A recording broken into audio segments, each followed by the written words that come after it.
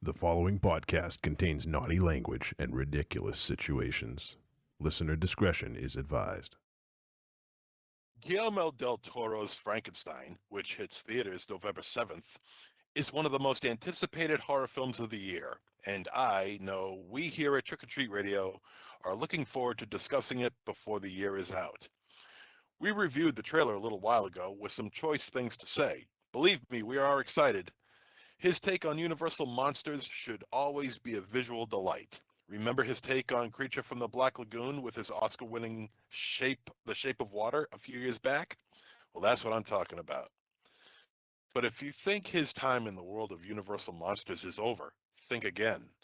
Del Toro has some ideas to put his own unique spin on the Gaston Leroux's tale, The Phantom of the Opera.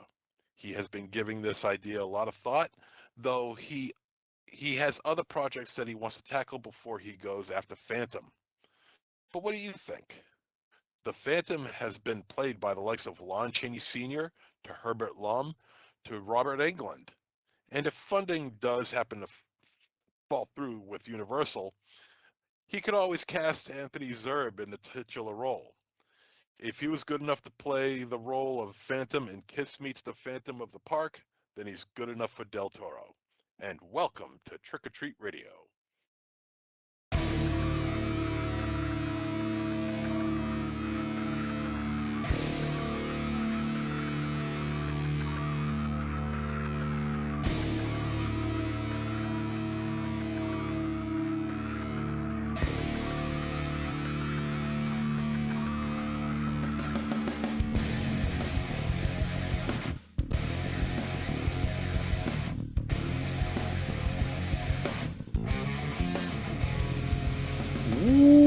Welcome to the 691st, that's it, yeah, 691st episode of Trick or Treat Radio. Trick or Treat Radio is a stake through the heart of horror and pop culture. We wade through piranha-infested waters of streaming, VOD, and cult cinema in an attempt to find hidden gems to discuss so you can make informed viewing decisions. Episodes are streamed live every Wednesday night for the foreseeable future on trickortreatradio.com. And the audio podcast is dropped on all podcast platforms on Friday morning. Your hosts for this episode are Monster Zero. Greetings. Michael Ravenshadow. Hello there. And myself, Johnny Wolfenstein. And this week, we'll be discussing the throwback throwback horror, Night of the Reaper.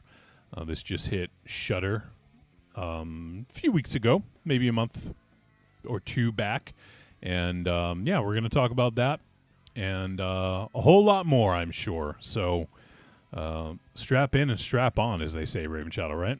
Ooh, they do say that, I've been told. Who told you? Many people, Wolfie. Many smart people Yes, tell me. smarter than us. Many smart people, smarter than us tell me. Yeah. All right, so that's what's going on. That's what we're doing. And let's see. Next week is Halloween week. So as we're recording this, it is October 22nd. Next week, it'll be October 29th. And we haven't actually officially scheduled this yet, which is a problem. But are you guys good to do Wednesday and Thursday next week? Back to back? Yeah, boy. Yeah. MZ? I suppose I am. Yeah, sure. All right. Why not? So let's do it then. We'll do back to back nights. Next week we'll do the weekly show on Wednesday, and then we'll do our Devil's Night extra special Halloween special on Devil's Night. Oh, shit. So we got some stuff cooking, and we'll let you guys know what we're doing for the extra special Halloween special next week when we do the show, finalizing all the details. But should be fun. Looking forward to it. We're gonna back to back twofer. What else do you want to call it, Raven Shadow? Double dose. Double dose of what? Double dose of douchebags. All right, yeah. I mean, you're not wrong. You know what I mean? Or dickheads. Double dose of dicks. All A right. double dose of degenerates. How's that? Oh, there you go. That's the one. Yep. All right. So let's see. Trying to think what else. If there's anything off the top before we jump into MZ's business before he gets his shit in. Oh, I do want to mention real quick. I doubt either of you watched it, but I know sometimes you watched an occasional AEW pay per view. Did you watch this past one, Raven Shadow, Oh no, I didn't. from this I past didn't. week? No. And, no, and I'm behind my my cornet yelling about it. Oh, I'm sure he had a lot to yell about this week. But John Moxley and Darby Allin had a I Quit match that Moxley legit looked like he was trying to kill Darby. He like was drowning him in a fucking fish tank. And Darby's like, "Fuck it, I've been to Everest. I don't give a fuck." Yeah, and the crowd was like, "This is murder." It was ridiculous, but I mean, it was a really good show. That's great. But yeah, it gets into like scary territory at times. It's like I don't even know how that dude's still alive, Darby Allin. But there you go. I won't talk about too much. I know MZ. You know, he doesn't like hearing about Tony Khan. So Can I mention just the last thing I did when I was happy? yes, please The last time I was happy. regale us. So I think 3 Fridays ago now, Joey Tron and I we went to go see Del the Funky Homo Sapien Oh yeah. perform Deltron 3030 in its entirety. The Oh record. man, that record is a fucking masterpiece. Dude, yeah, 25th anniversary Holy shit. out in Boston. It's crazy, right? Because we had that on the Yeah. banner. Yeah. You It know doesn't what I seem mean? that long ago. Right. But it was Kid Koala opened with this like Asian punk rock girl, and then it was if you don't know Deltron 3030, Del is Del the Funky Homo Sapien, hip hopper from the 80s. He's been on the Gorillaz first record, contributed to that. If you've heard Clint Eastwood, you've heard Del. Yeah, I'm pretty sure on one of the, I think it was like the soundtrack to the Apocalypse, one of those like live Oh, things that we did when we were on Discord playing like radio, you know, songs like sort of like a radio broadcast. I'm pretty sure we played Virus, yes. because you know, I really like that. I mean, the whole album's fucking great, but here's a little bit of will have to be imposed, and Yeah, a yeah, world yeah. governing body will be created to enforce them. Crises. jump ahead. There we go. Secretly plotting your demise. I want to devise a virus to bring dire straits to your environment. Crush your corporations with a mild touch. Trash the whole computer system and revert you to papyrus. I want to make a So good, right? Blackouts in every single metropolis because they don't really want to care about us. So fuck it, total anarchy, and can't nobody stop us. Fuck yeah. Yeah, it's really good. Robots. And they had like big animation behind, so like literally was the concept album like picture hip hop transmetropolitan, you know, Mhm. through a dystopian lens. And Danny Automata produced fucking Dr. Octagon, Yep. which is how Tron got the Deltron 3030 and brought it to the manor. But great it was almost fucking a religious experience going there with Tron. It was so dope. But it was funny though, going to fucking Boston, man. What the fuck? So it's at some new bar, right, literally next to the garden, the Boston Garden parking, right? Mhm. So we fucking get there. We're super hype. We get fucking sandwiches with fucking, you know, old school Maru, you know, road trip. And then this fucking Boston, fucking parking, great. $65 fucking Wolfie. And I'm like, Tron, on principle, we are not fucking paying that. Mm. So, and apparently everything that was going on in the city was happening that fucking night. Of course it Because was. people Yeah. are fucking out and about, like to quote fucking Fort Fairlane, like they were dresses that were worn that you would have to shave before you leave the house. Man, I don't mean your legs. You know what I mean? It would be people were out and about. That's for you, MC. But so we take a wrong turn. Now we're heading to fucking Roxbury. Like, You what the fuck? always take a wrong turn in Boston.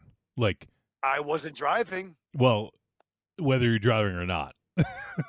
It's like your Right. superpower. right. So now we're heading to fucking like Riviera, Roxbury, some fucking place. So I'm like, what if we fucking park here and fucking take an Uber? And Tron's just like, fuck it, we're grown ups. Let's like we'll split it. Fuck it. So we paid fucking $65 to park. You know what you do. Did I you say know. that this is near the was near the garden?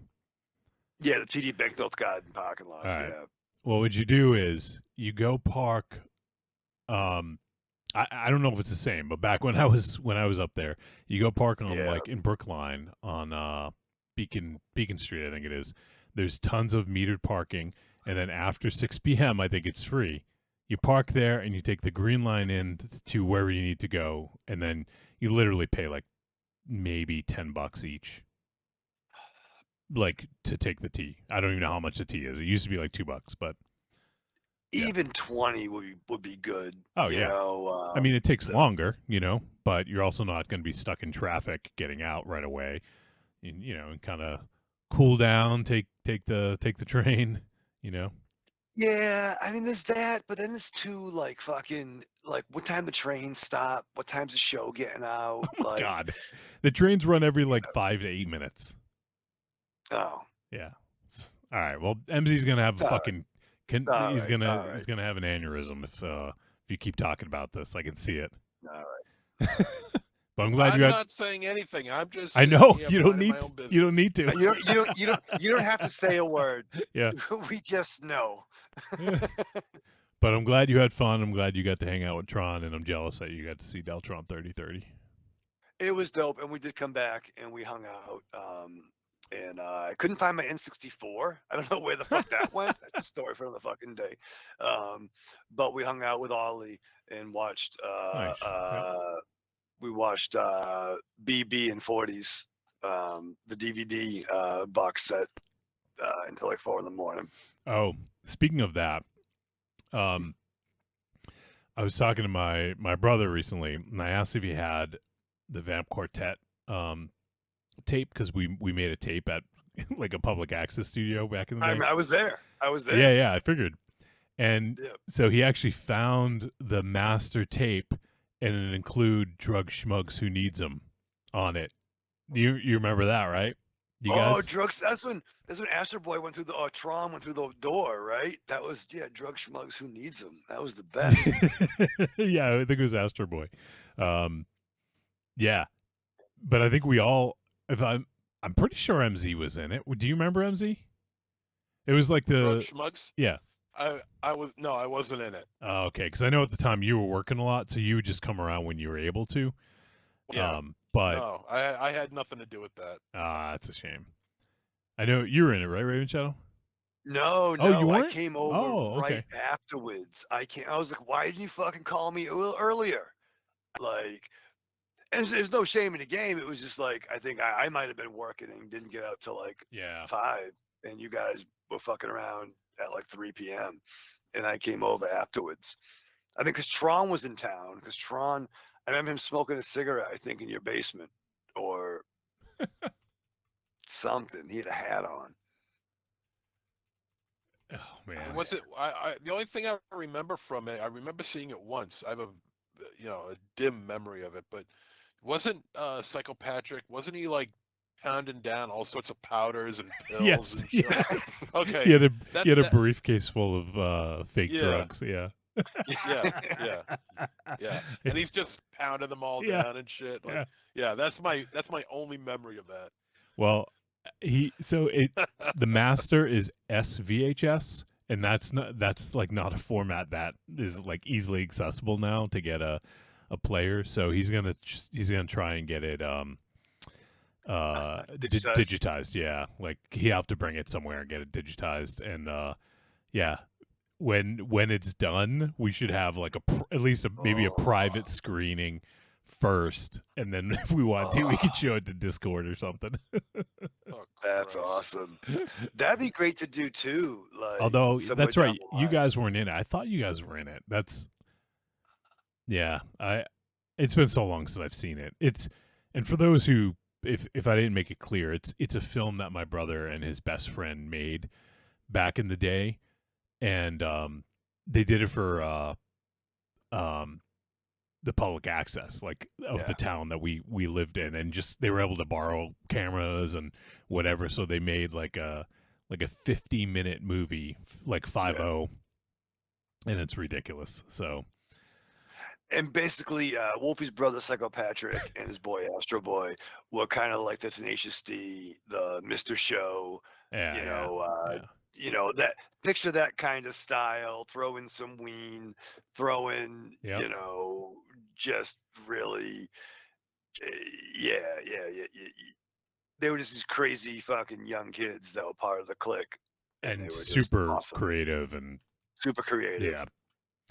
And it's funny, I actually went, I don't remember what, like, I was just like, Tanya and I were just looking for something to watch, like, for just a few minutes before we went to bed the other day, and there was like, we didn't want to start a movie or a show or anything, and I was navigating through my media server, and I have the NCW videos on there, so I just tossed one Nice. on.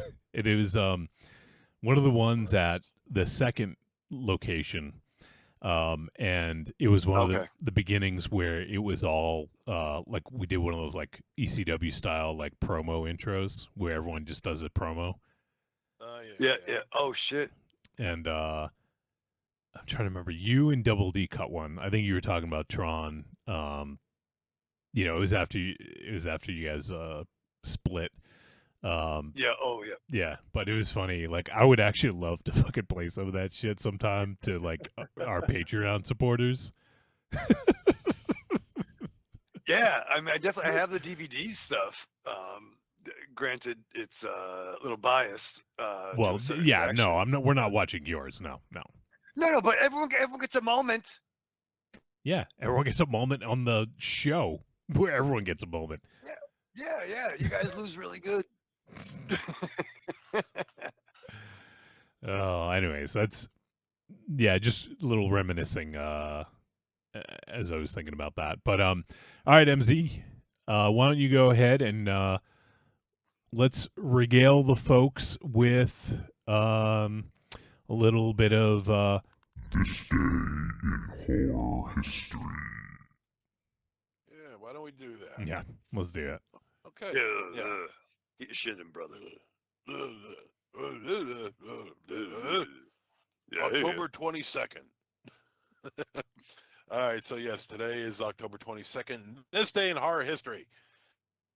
On October 22, what films were released on this day? I will tell you. In 1942, The Boogeyman Will Get You. In 1970. 1942, the boogeyman will get you, Whoop-de-doo. What you gonna do? brother. When the boogeyman runs wild on you. 1970, The Vampire Lovers. Ooh. In 1971, Lady Frankenstein. 1982, two films are released. Number one is Halloween 3, Season of the Witch. Oh, your favorite. Love that one. Damn right. Should be a fucking national holiday. And the other one from 1982 is The Sender. I haven't seen that one in a long The time. Sender? The Sender. Return to. I don't know that one. 1987, Bloody New Year. In 1996, Santa Claus, CLAWS. The Tim Allen one? No. Did you hear me spell it out? I figured I had a feeling I would have to spell it out for Raven Shadow. It didn't help. That's why I did spell it out, and it didn't help. 1999, Bats. Oh, nice. Yeah. 2002. Yeah. I Lou didn't Diamond care for Phillips. Babs. Yeah, I didn't really either. I haven't thought about it in a while though. That's why I was like, oh Yeah. yeah, that movie existed. Yeah, yeah. Yeah. 2002, Wishmaster 4, The Prophecy Fulfilled. In 2004, 2 films were released, The Grudge and Messengers. 2005. Is that the sequel to The Witches- Sender? The Witches shut up. In 2005, The Witch's Sabbath. In 2009, Forget Me Not. In 2010, Paranormal Activity 2. In 2019, 2 films, Restricted Area and Tone Deaf. And in 2020, The Empty Man. Oh, fucking love that movie. Yeah. Actually, Tone Deaf we did on the show too. It's been a while. Did we? Yeah, Damn. No, it had oh, man, Robert that Patrick in it, right? Yeah, pretty sure it had It may- Robert it- Patrick. Yeah, but Empty Man, that movie is fucking awesome. Nice. Okay. Did- well, Sorry, MZ, did you see The Empty Man? I can't remember if you were on the show when we did God, that. I can't. Well, that's why I asked, and I have no recollection of it. So Okay, you should see it. It- It is fucking. It's really good. Yeah. So it's either a part of either I have a poor memory or Nah, I think you do I- remember that one. yeah. Well, usually the good ones you do remember. So Yep. okay. So that's it for this day in horror history. Now let's move on to bloody birthdays. And October 22, happy birthday to. Oh God damn it. happy birthday in 1990 to Jonathan Lipnicki. The Littlest Vampire, right? The Littlest Vampire. Circus Kane, Beware the Lake, Broil, and shit, what was the name? Jerry Maguire. No, that's a horror movie all in of itself. Yes. No. Boone the Bounty Hunter. Oh God. Where he played a drug dealer. Oh yeah, that's A right. drug lord. He was a drug lord. Drug Lord. Oh The- Lord, The he's littlest the littlest vampire becoming a drug lord. That's great. 1975, Jose Rosete, actor in Dark Places, Hood of the Living Dead, Blood Orgy of the Damned, The Whistler, Psycho Manor, Death Row, Asylum, Dead on Sight, Haunted Airplane, Blood Guardian, Blood Moon Rising, Deliverance from Evil, Flight 666, and Scare Us. Horror actor much? Yeah, jeez. 1965, Valeria Golino appeared in Blind Date. In 1962, Suzanne Snyder, you'll recognize her, from Killer Clowns from Outer Space, Night of the Creeps, Return of the Living Dead 2, Retribution, and Tomorrow's a Killer. But she's also best known for her non-horror role in Weird Science. Who was she? The blonde? The Blonde. Oh yeah. Oh, I forget her yeah. name because I remember.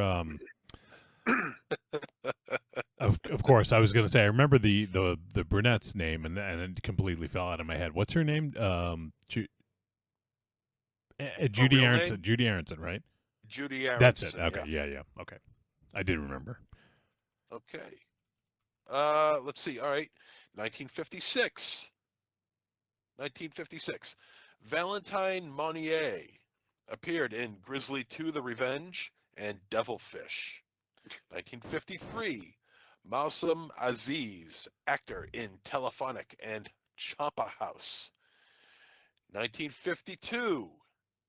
Jeff Goldblum starred in The Fly, Jurassic Park, The Lost World, Jurassic Park 2, and Hideaway.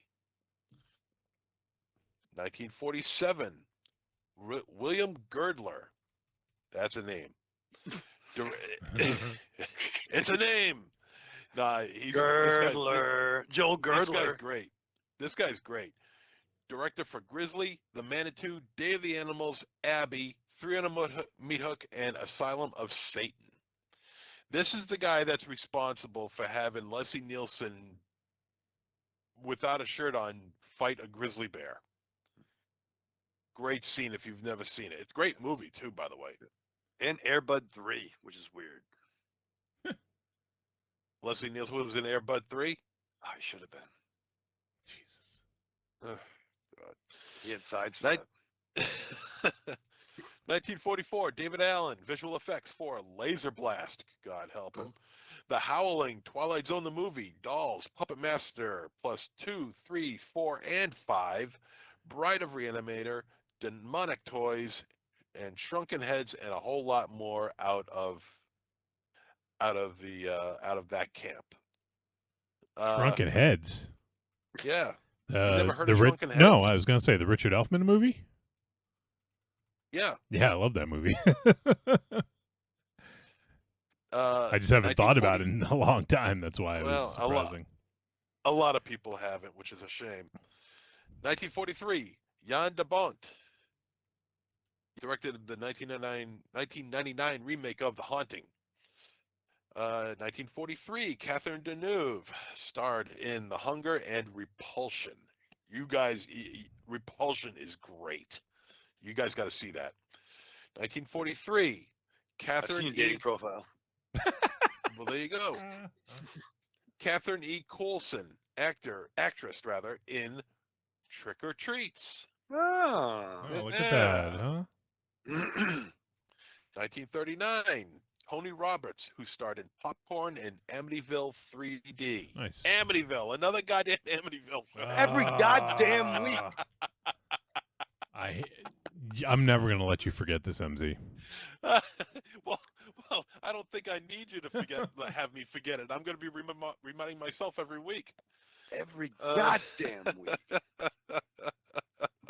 1938, Christopher Lloyd starred in The Addams Family, The Addams Family Values, and the Valerie on the Stairs episode of Masters of Horror. I'm saying of the Hogan family. I'm like, what the fuck? What? Valerie Bertinelli. No shit. I was thinking somebody else. Oh, Valerie. I fucked it up. It's okay. Who else? So who you else just was keep born talking? today? Just Yeah, I keep don't know, going. I don't know. Who else is born or died? Who else I is forget what born? his bit is. Somebody needs to pour water in his battery pack. 1917, Joan Fontaine appeared in The Witches and an episode of Alfred Hitchcock Hour. 1912, Francis Drake, who starred in the films Mad Love and The Invisible Ray, fun movie.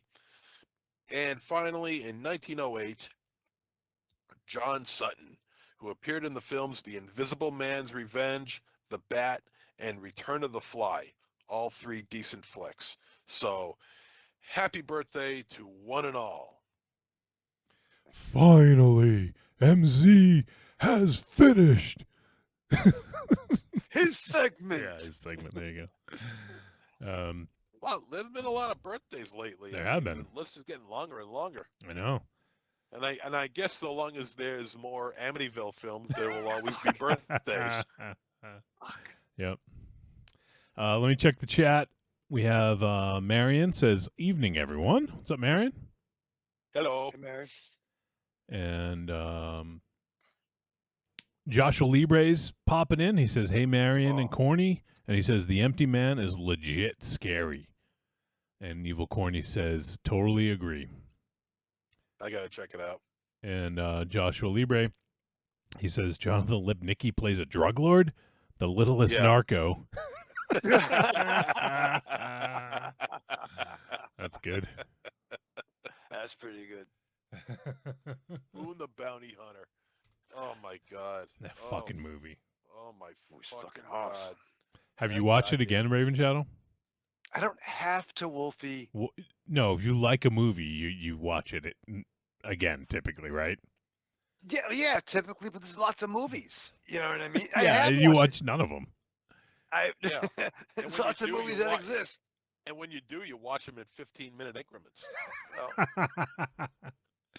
Speaking of movies, I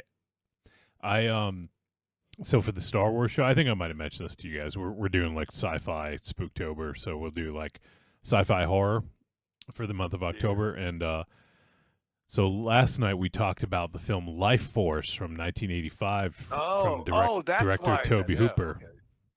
Nice. I had never seen it before. I thought that I had, but Wow. I'd never seen it before. I might have been thinking of another. I don't know. There's another horror movie with life in the in the title. I might be thinking of, but anyways, some of the effects on that are like that had some of the best effects of like almost any movie from that era. I Yeah. think, especially Yeah, the they're really good. practical effects and the animatronics of like some of the Yeah. characters. Yeah. Yeah, it's such a wild ride, and it's such a hybrid of Yeah. so many different genres. I mean, it's ridiculous. It is. It's like obviously part horror, part like almost like police, like procedural at times, Yeah. disaster movie, like sci-fi, like 2001. Sci-fi, obviously. yeah. But yeah, it's it's pretty nuts. Like I'm Yeah. surprised it hasn't been it's not more well liked or regarded or talked about, you know? Yeah, that movie needs like a Criterion release. Yeah. It really yeah. does. It deserves it. It's earned it. You know, for the very least from Matilda May. You know, who, I mean, Jesus Christ. You should watch that movie, Raven Chow. I think you'd like it. Yeah, I know of it. I too, I thought I've seen it, but I don't think I have. There's Is that up? there's a naked space vampire. Yeah. Yeah, is that up there with like? I feel that came up in a conversation of like the most nudity in a film. It's got to be up there for like a I major- wouldn't s- for a major horror movie. release, I think. Yeah. Yeah, like up there with like certain like 80s slashers or like It's- but it you know, also like but like it also Sleepaway has Camp. but it also has a very young, I guess you could say young, Patrick Stewart. Well, man's 94, I think, yesterday or something like that. So Yeah, and he looked the same 30 years ago. Yeah, But this yeah. is 1985. This is 40 years ago. So like and he just like in the the, guy just last doesn't 5 age.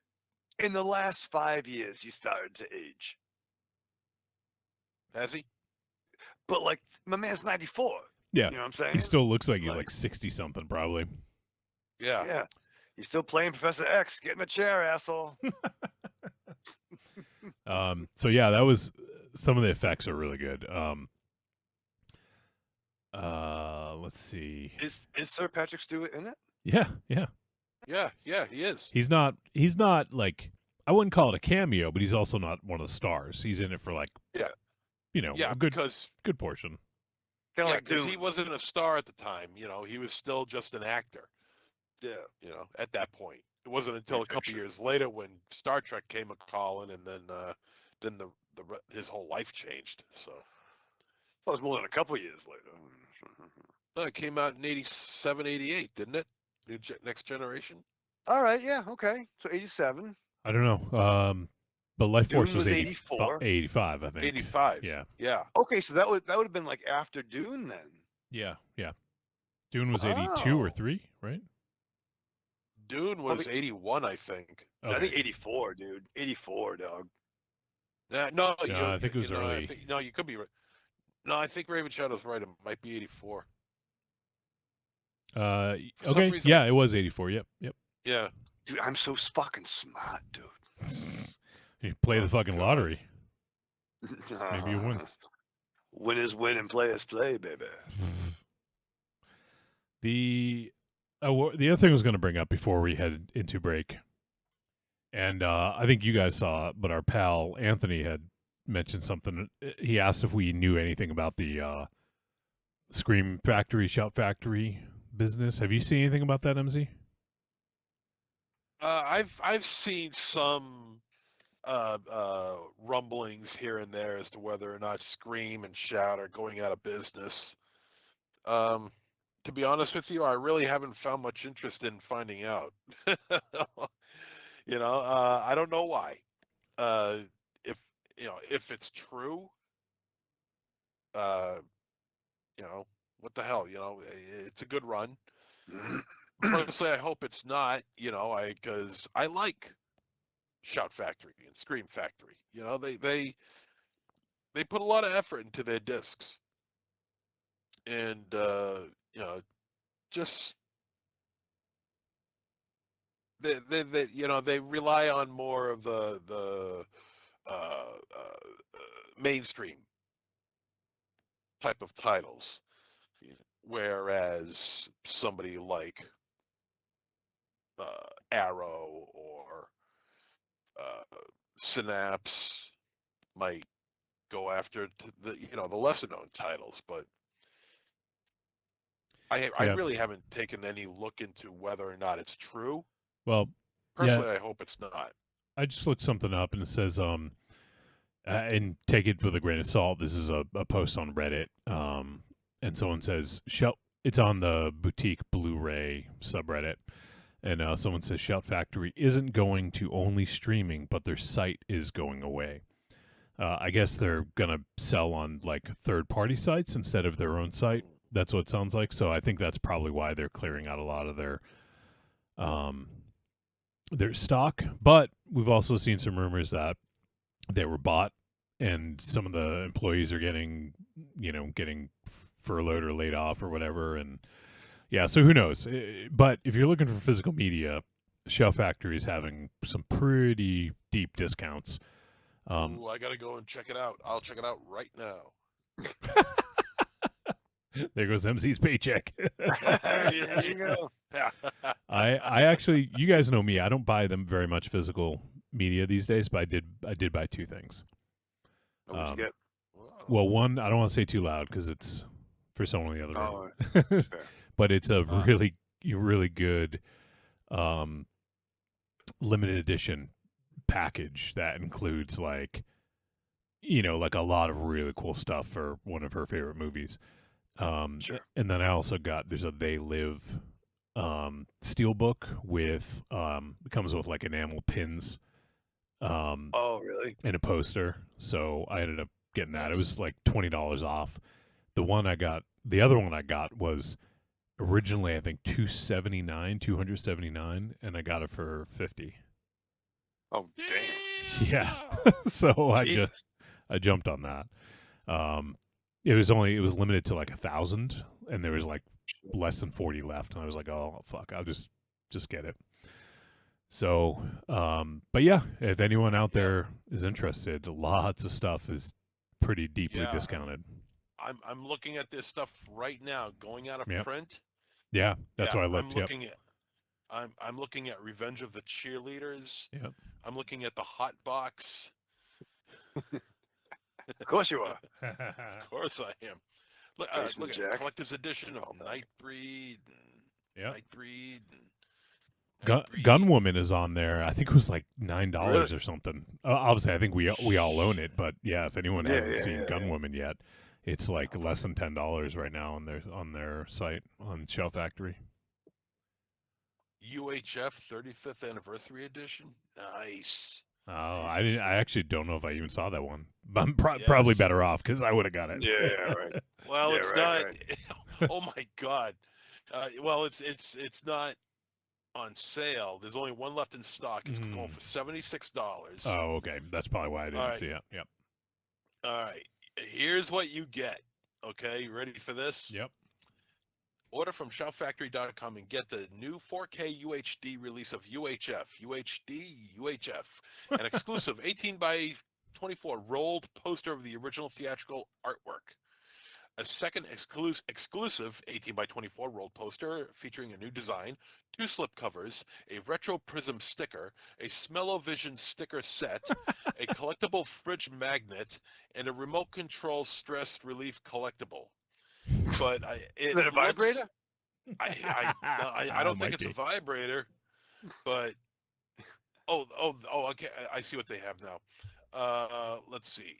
Yeah, a 2.5 by 3.5 inch retro prism sticker featuring artwork by Matthew Skiff, designed to replace the vintage vending machine prism stickers from the late 80s and early 90s. Let's see, Smell-O-Vision sticker, Holy shit. A 3-inch by 3-inch Spatula City collectible resin fridge magnet. Oh man, that might be worth the fucking price of That's- admission right there. Holy Spatula shit! City, Spatula City, Spatula City. We sell Wow. spatulas, and that's all. Featuring artwork by Matthew Skiff, limited to 1,000 units. Oh man. And yeah, a 6-inch high UHF remote control stress relief collectible, featuring artwork by Matthew Skiff, reminiscent of the 1980s remote control, adding a nostalgic touch to your relaxation routine. Limited to 1,000 units. But you Totally you vibrating. gotta see this this magnet. Spatula. Oh my god, Yeah. it's Holy shit. Yeah, well, it's two. Let me see. Yeah, it's two spatulas with red handles in a cross like this, and on one on one of the handles it says Spatula City. I'm looking it up Yeah. now. I can't get it, but I'm gonna look it up. This I'd pay $76 just for that magnet. Keep everything else. I want that magnet.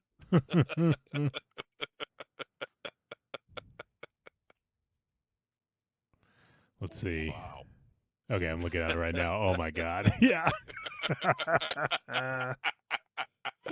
Spatula City. What's Spatula City. what's the remote? I can't tell what that is. Is that a sticker too? No, it's an actual- 6-inch remote. Oh, Yeah. okay. That's funny. Oh man. The one actually the one I bought I don't see listed anymore. I wonder if it went out of I wonder if print? it sold out. Out of stock. Ooh, and the Stevie Wayne The Fog NECA action figure. $16. Holy shit. Yeah. Stevie Wayne. Originally $40, going for $16. You know what?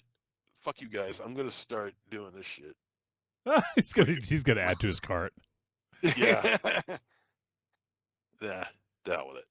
I'll do it Wait, later. There's 34 left in stock. I'm certain they'll all still be there by the time I get back. But I got a show to do.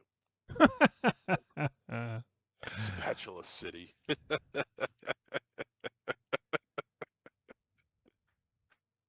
What better way of this than to say I love you with the gift of a Spatula City refrigerator magnet? I love you. Oh man. All right. Let's do our trailer reaction. How about Oh. that? Yes, let's do that. That's funny. I was just looking. Yeah, I think the thing I bought is gone. There's a different version of it. It's not as robust. Nigga do. So I guess I was good idea to have jumped on that one right away because I saw there was like 48 left or something. And I looked at it, and then like a couple minutes later, it was like down to like 46, and I was like, "Whoa!" Like this is just a random fucking Tuesday night. People must be really Right. scouring. So, all right.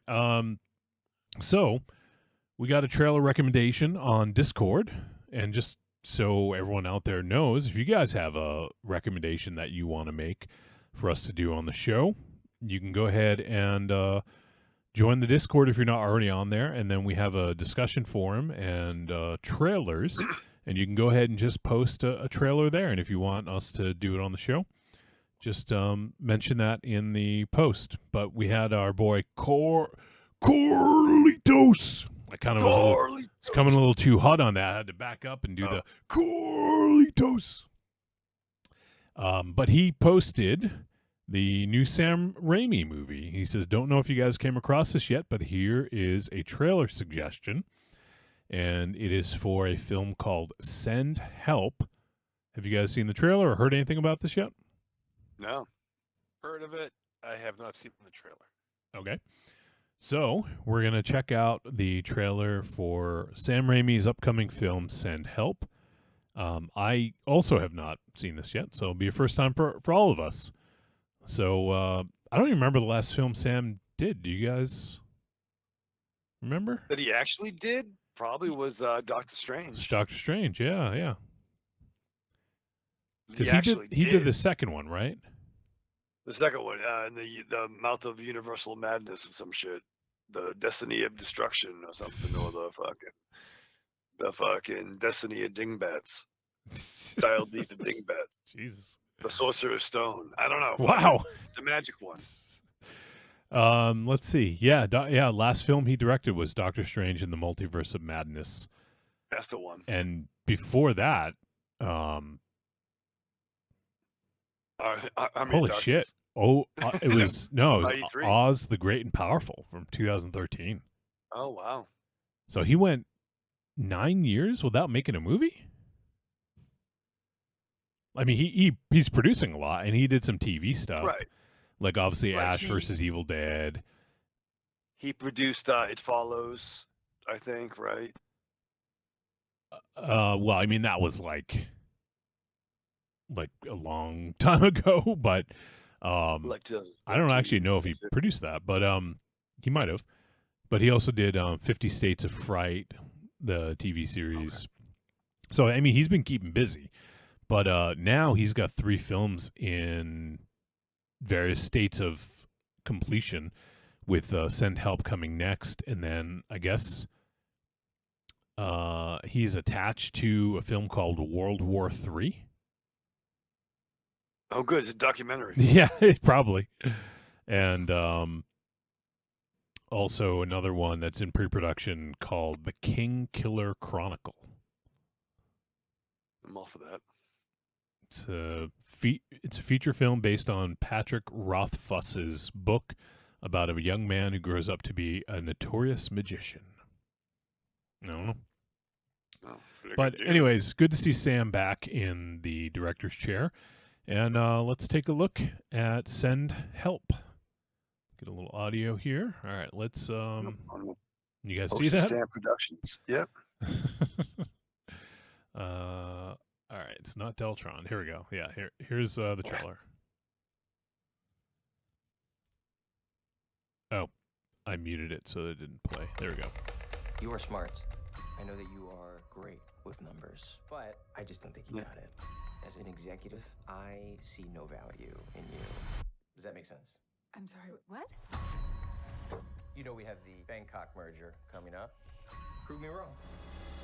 Oh, Linda, before you go, forgot to mention I've received a few complaints about you. Complaints? Noxious odors. Oh, God. Bangkok mergers are great. Take your seats, you're a little bitch. Wow, that guy's Oh annoying. shit! Oh shit!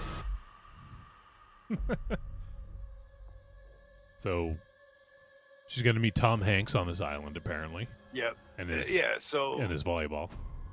shitty boss, plane ride, shit Ooh. goes down, people get fucked up. Oh, Who's joined the land of the living? they're the only 2 who survived, right? How long? You been out? Day and a half? Have you tried making a distress signal? Or a bigger fire? I was busy. So you're stranded on a fucking island your with fucking your boss. Be your boss. focus, not being Susie Homemaker over here. What did you just say to me? Let's not forget, I'm your boss. You work for me. We're not in the office Oh. anymore, Bradley. Oh No shit! help is Tree. coming. I don't even fuck anymore. Tree. You just have to accept that this is how things are now. You ever hunt? I think I like it. You are stuck shit. with an asshole boss. This ain't Just good. Like I was. Although I'm betting I'm a much nicer boss than you ever would have been. Except for maybe this part. Oh shit! Rachel McAdams. I don't think we should ever leave.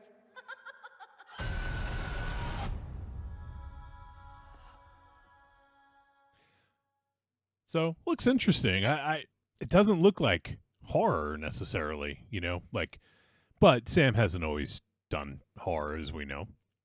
It's gonna get some fucking misery territory there, brother. Yeah, this is definitely survivalist horror. Yeah. It's, I mean, and when you're dealing with only two people, it's not going to be overly exciting, but it could be stressful. It could be suspenseful. We'll have to see what he does here. Mhm. And Sam's known for being suspenseful, especially in uh, uh, especially when it's down to just a small number of people. Yeah. I mean, look what he's done in Evil Dead and Evil Dead 2. So I could see this working. I wouldn't mind checking it out, I hope especially at the Bruce very Campbell. especially at the very least to enjoy watching the employee get the best of the employer. Yeah. You know, I mean, that's like a power fantasy a lot of people have had, right? right? Oh, like how dope would that be if in a fictional setting, the Patriots crash landed on a plane and it's Belichick and Brady, and Belichick is fucked up, and Brady has to be a fucking quarterback, his fucking survival, bro. Make that movie. All right. Well, what do we do? Oh, okay. Joshua Libri says that's a good trailer. I'm in. Yeah, I think it. Yeah, I think it looks good. I didn't know what to expect. With a title "Send Help," I thought like it might be more outwardly horror, but that looks like it's more of a thriller, survival kind of thriller, I guess. But it could be cool. I mean, I like Sam, and he hasn't steered us wrong too many times. I don't think we'll ever get the magic of Evil Dead, but No. And of course, it'll be interesting to see where Bruce ends up in this, because he's got to be in there somewhere. That's a good I can point. put the car in. Yeah. What's the car? It's a 78. It's a 19. No, it's not a 78. That's it's not 78, okay. 70. It's a 73 Oldsmobile. God damn it. 73. I want to say you might be right. The Cutlass. Delta 88. Delta 88. Yeah, I just Not looked it even up. close. You were right though about the year. 73 Oldsmobile Yeah. Delta 88. Yep. Yeah. It was on the tip of my tongue. Yeah, you were so close. It's I'm looking at it here. So it's been in Spider-Man, Evil Dead, Oz the Great and Powerful. He was in that? How did he fit the fucking car in that movie? Well, the Sam Tin Raimi, Man dog. of it.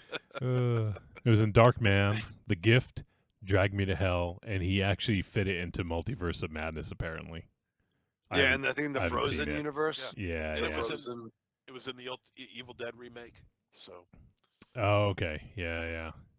That fucking car. Oh, yeah, okay. I see a better picture of it now. It's in Crime Wave, of course. yep. Is it still the same car? Yeah. Well, it's not the same. I thought he used different versions. Like, No, it's the same car. oh, really? It's the same car. Yeah. All right. He's had it worked on hundreds of times, but it's the same car. It's not a duplicate. Okay. It's in Simple Shit. Simple Plan, The Gift, Spider-Man 1, 2, and 3. At Crime Wave, I think I mentioned. Yeah, it's in like so many of them. That's amazing. The Delta 88. That's a production company, right? That should totally be a production company. Who knows? Might be. All right. Let's do MZ. You put a trailer, and let's do a quick bonus one. We'll do this quick, and then we'll hit the break. So this is. I actually don't know what to think about this. But this is the Silent Night, Deadly Night remake. Is it a remake or is it a reboot? Do we know? I don't know what it is. All right. Well, maybe we'll find out. Because they did do a remake of it like 7 years ago, Right. and it's actually not bad. Yeah, it's Okay. actually not bad. All right. So we'll do a bonus here. Let me pick the right video window. Hold on one sec.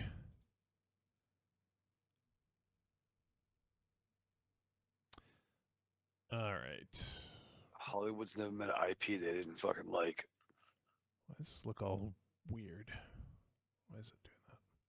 Let me see if I can fix it so it's not You're naughty. all cut off and weird. Oh, I think I know why. It's because it's too big for that screen. Okay, I think that's. Gotta trim the temp off a little bit. Just a little off the tip. Just a little off the top. Doing my best moil. Ah. All right, I think that's good. Yeah, it'll just be a little weird. I don't know why it's stretched like that, but all right, I do.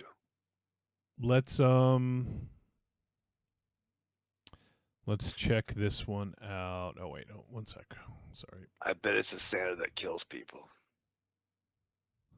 Yeah, you bet. Yeah, that's a smart money. All right, let's check out the trailer now to the Silent Night, Deadly Night reboot, remake, whatever the fuck it is. Here we go. Resuit.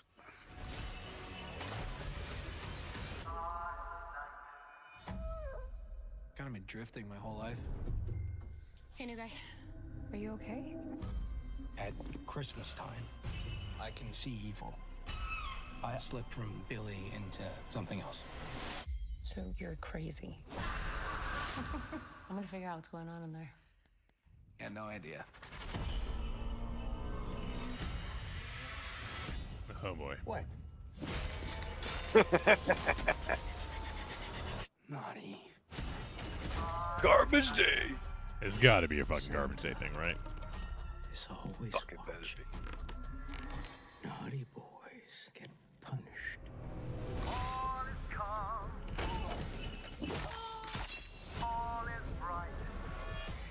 They found I don't. person who did Good. I don't care. I don't care. Santa. Bad people need to be punished. Billy?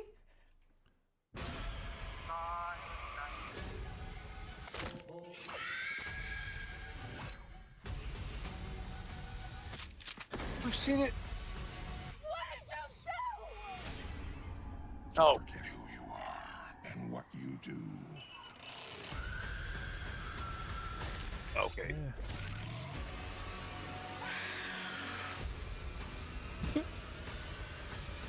So fucking Santa's a fucking archer now? Hey, who's excited Yeah. to meet Santa?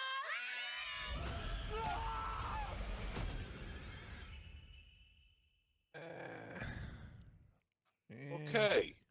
All right, MZ, what Well, do you think? All You're- right. Well, yeah, there is a lot that's being attached to the original. For starters, the use of an axe. His main weapon is an axe, and I think that works pretty well here. And as far as Ravenchild, you said he was an archer. Now he used archery in the original film, Billy. Look at you. In the toy store. This looks like it could be a more fully realized, yet maybe possibly more tempered down version of the film. Of course, they're only going to stick in some of the best parts in the trailer for us to believe that's going to be great. But I'm interested in seeing this. I'm really interested because they're using the Billy character, which was the Billy character in the original film, and dressing up as Santa Claus. He uses an axe. I especially like the whole flash sequence where they just show Billy putting on the hat, holding on to the axe with a black background behind him. I like that. That's really good. I like that. It has an old school vibe to it that I dig. This could be good. I'm holding out hope for it. So it's directed by Mike P. Nelson, who did the Wrong Turn remake from 2021. Jesus. Who knows that? He did that actually. He did that that short, the Jason Universe short, Sweet Revenge, that they released for. That's where the name I heard of Yep. before now. Yep. So he recently did that. I could have sworn he did All right. something else that we did on the show, but maybe not. I might be thinking of someone else. But yeah. So he's and also He's it has Ruby Modine in it. Matthew Modine's daughter. And it looks like he knows how to attach himself to already established franchises. Yeah, exactly. Yep. So- Yep. So I don't know what that's worth, but I mean, Sweet Revenge was okay, nothing to blow your doors off, but you know, hey, at least the Friday the 13th franchise is doing something. Yeah. At least they're doing something. Yeah, it looks. I don't know. It looks okay. I feel like if I wanted to watch like a Killer Santa, I feel like. I mean, it wasn't a perfect movie, but I think I'd rather watch Christmas Bloody Christmas from Joe Bigos. You know, like that's it's a different thing. But you know, I thought that one was fun. This one, I don't know. It just looks okay. There's the Tales from the Crypt episode with the motherfucker from fucking Darkman and the dentist and L.A. Law. Larry Drake. Corbin Larry Burnson? Drake. The great Corbin Burnson. No, Benny. TV's Benny. Larry Drake. He said The it. great Larry Drake. Jesus Christ. There's that. There's the original, the Garbage Day. Like as a kid, That like was the Santa sequel, having- right? That was part 2, right, Yeah. MC? Yeah. Yeah. I mean, as a kid, those fucking clamshell VHS box tapes of Silent Night, Deadly Night scared the fuck out of me just walking by it. You know what I mean? And again, Larry Drake rather, as Santa Claus was terrifying. I don't know. Give me a fucking Easter bunny with an axe at this point. We've seen bad leprechauns. You know what I mean? Yeah. I don't know. Santa's not as scary as he once was. What Because about Lobo a fucking- killer Puxatawny Phil? That's what. Give me a fucking killer Puxatawny Phil. Give me a Puxatawny kill, dog. Yo, That's our movie right there. Puxatawny Kill. kills. Like, is he gonna he's like a weird two-faced fucking marmot? He wakes up and he flips his fucking coin, and he might fucking go back to bed, or he fucking I don't know why he has a coin. I'm not sure. Or he goes on a fucking rampage like fucking Hugh Jackman, snickety snicked. How do you spell, like, I didn't even know how to fucking spell Punxsutawney. I don't know. I- Puxatawny. I looked it up. It's Punxsutawney. It's pretty much like Mr. McSixelplick. Like it's Yeah. not a real word. CM Punxsutawney Phil. That's Yeah, actually CM funny. That's his Punxsutawney, name, Phil. right? So if you say Puxatawny backwards, the gopher goes back into his hole. Yeah, exactly. Thank That's you. how you kill him. Nice. Yep. That's how you get the spring to come faster. It's the spring to come faster. All right. Let me see chat, and we'll wrap this up. Rachel's hanging out. That must be. Is that? Oh shit. That zombie girl Rachel? What's up, Rachel? It's a girl. And Girl dog. she says, "Antler kill or get the fuck out." Right? Yeah. From from Silent Night, Deadly Night. If he had a fucking army of fucking killer reindeer, dude, and they fucking they're with fucking horns and shit. No, killer elves. Oh, I have an army Yeah. of a cadre of killer elves, dude. Or killer toys. It'd be like fucking Yeah. He would. oh my god, I just dropped the fucking what is the Charles Band movie? Forge. Oh, a Demonic dangerous toys, demonic toys. or Puppet Master. Puppet Master is what I was thinking of, but Demonic Toys works too, yeah. Yeah, They think they have Santa fucking stuck in a box, and he built a fucking construction set to fucking climb out and shit. All right, let's stick with Punxsutawney Kill. All right. All right. We have a budget for killer fucking rodents. And Joshua Libre says, looks like a good splatter movie. I'm in on a Tuesday. Yeah. I love that kid so much. Yeah. James Ellis, Welshman wearing shoulder pads, says, bad looking trailer. Lost meets Triangle of Sadness, a dash of Swept Away in Lord of the Flies, Hallmark trying to be edgy. I think he's talking about the Send Help trailer. Lost meets Triangle of Sadness, a dash of Swept Away in Lord of the Flies. Yeah, Hallmark trying to be edgy is kind of awesome. That's my favorite, actually. Hallmark trying to be edgy. That's pretty dope. And Corny says the Futurama Santa is the greatest killer Santa. All right. Thank you. I don't think I've seen that, so I'll take your word for it, Corny. Rachel says, it is I. It is. What's up, Rachel? Hey. And Evil Corny says that groundhog needs to be voiced by Sam Jackson and needs to be pissed that a bunch of white people are at his door making him wake up. Motherfucker! Oh, shit. I woke up on the wrong side of the coin today. What is he again? What is he? A hedgehog? What is he? Are you kidding me? He's a groundhog. What's the name of the fucking Groundhog movie? Day. Yeah. Groundhog Day. Yeah. So thank you. what is a groundhog? Is it a rodent? Is it a rodent? It's a hog that lives under the ground. No, it sounds too easy. It's something. It's a hedge. Oh yeah, Sonic. Yeah. You just remember that? Listen. Listen. All right. I'm not listening because we're going to go to break. Thank you. Good. Good. Thank you. Joshua Libre quoted James Ellis, Welshman wearing shoulder pads, when he was talking about the Send Help trailer, and he says, haha, nailed it. I'm a Welshman. Dun, dun. Yeah, I'm a Welshman. Dun, dun. All right. Yeah, let's go to break in just a moment here. But before we do, if you guys want to support the show, the best way to do it is through Patreon, patreon.com/trickortreatradio. And you can join for as little as $2 a month, and you get exclusive episodes every month.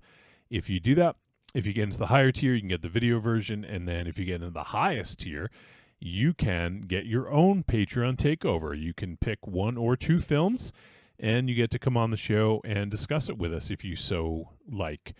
And we have 2, count them, 2 Patreon takeovers coming up in the month of November. So I'm excited about both of those.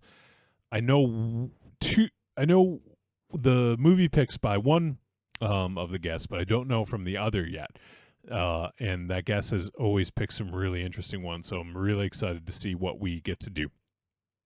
But we'll talk about that when it gets there, which will be in just a couple weeks. All right, so check it out, patreon.com/trickortreatradio. And if you're on the fence, you don't have $2 to spare, you can join for free, and you can just follow us, and you can get these weekly shows live over there on Patreon if you would prefer that platform. Or you can also just follow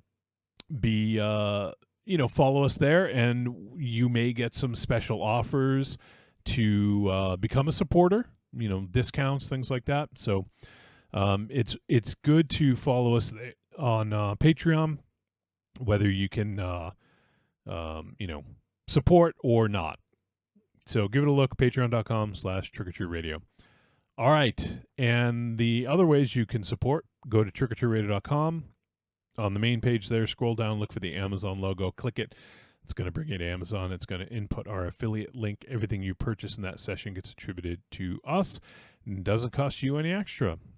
And finally, on trickortreatradio.com, if you click on store, you will find our digital store, and you can buy the greatest hits of Trick or Treat Radio Volumes 1 through 3.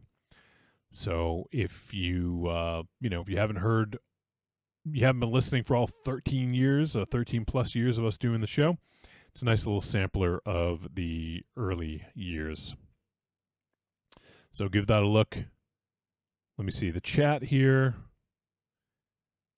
Joshua Libre was commenting on Evil Corny's recommendation of having Sam Jackson voice Puxatony Kill. And he says, oh shit, that'd be hilarious. And Evil Corny says, I'm just saying, who doesn't get pissed if this is happening to them? And he showed a picture of Puxatony Phil being held by some fucking weird dude with a crowd of people surrounding him. Yeah, no one likes white boys pulling you out of your fucking bed in the morning. Like, what the fuck, dude? Yeah, he says a mofo showing up at your house in a top hat, waking you up in the AM. Yeah, fuck that. Fucking pulling him out. Like, yeah, more winter, you fucks. That's like someone knocking on your door at like 6:30 a.m. Raven Chow. You've only been asleep for like 30 minutes.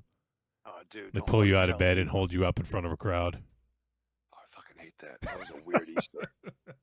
All right, let's head to break. So Raven Shadow, regale the folks with a tale, or just some sage advice or whatever you got on your mind.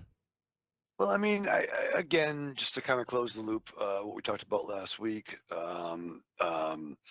Oliver came home this past Monday, and I want to thank everybody. And again, this show has been the most public I've been with the announcement, but so many people have reached out in group chats or personally, and I thank everybody for doing that. But Ollie came home. And we picked him up, and I gotta say, like, I'm a nut. Like, I see humor in things. I do believe that comedy is taking the dark side and making it funny. He did come home in a very nicely packaged. It was like a NECA fucking purchase, or like I subscribed to a Kickstarter for like HasLab. Like, it came in a beautiful box packaging. He had a certificate of authenticity, 1 of 1. That's great. And there's like cards inside. So like, we are fucking bawling on the kitchen table, like a week from the event. Yeah. But it is, he would like that because he's from the circus and an entertainer. But no, we got the nice, his paw prints. I got a necklace of the ashes, and his vessel came home with his name on it, his dates, and then the inscription is pals, which, if you're a Young Guns fan of that legend, legend has it one of the regulators, when they pass, someone snuck in and chiseled on their gravestone pals, and it was legend had it was Billy the Kid to Charlie Beaudry. And that's silly and dumb, but it was important to me. So that's what matters. So it's nice my boy's home, and hey, be excellent to each other and party on, dudes. So you better believe I strapped on. 1, 2, 3, 4. Bomboleo. What's up, my noogies? This is Michael Ravenshadow from the Trick or Treat Radio podcast. All right, I'm here to talk to you about my buddies, the Mill Creeps. And I don't care if you live in Hawaii or the great state of Canada. Let me tell you something. Podcasts are the same all over the world except for the Mill Creeps. So listen, why don't you download the Mill Creep Show? But listen, turn the fans on, all right? So what I want you to do, get your fans on, turn the Hot Pockets on the microwave, turn it up to high, and download the Mill Creeps, okay? Maybe get your boys over the house. Maybe you can help you paint the deck. Maybe you can just paint each other. You know, it's crazy, it's sleazy, it's a little bit scary, and just do that. So that's what I'm doing. What am I doing? I'm putting DMX on right now, and I'm going to listen to some Mill Creeps. Download the Mill Creeps on iTunes, Stitcher Radio, or millcreeps.libsyn.com. Thank you guys for having me on. It's a blast. You guys are awesome. Thank you so much. And, Trick or Treat Radio, man. That's where it's at. That's the new Fangoria Radio is Trick or Treat Radio. Don't say that. That's like, you really put us under. It's like swearing in church. Huh? You just jinxed us. Yeah. you put a lot on our shoulders just now. Well, we can strive for greatness. You guys are awesome. Yeah, you really are. You got say a that great again show. slowly. The following message is a paid advertisement for the Cult of Muscle podcast. The Cult of Muscle. You're either in it or you're dead. It's the dawning of a new age. The halls of Valhalla have been shuttered. The heroes of yore have either retreated to the shadows or taken to capering for the amusement of the small folk. Their past glories a distant memory. The barbells have been torn from their once puma-strong grips. The beards shorn from their square jaws, only to be transplanted onto flannel-clad, puny weaklings with fingers barely powerful enough to strum a ukulele. The time has come, my brothers, to restore order from the chaos. No longer will our heroes be forgotten.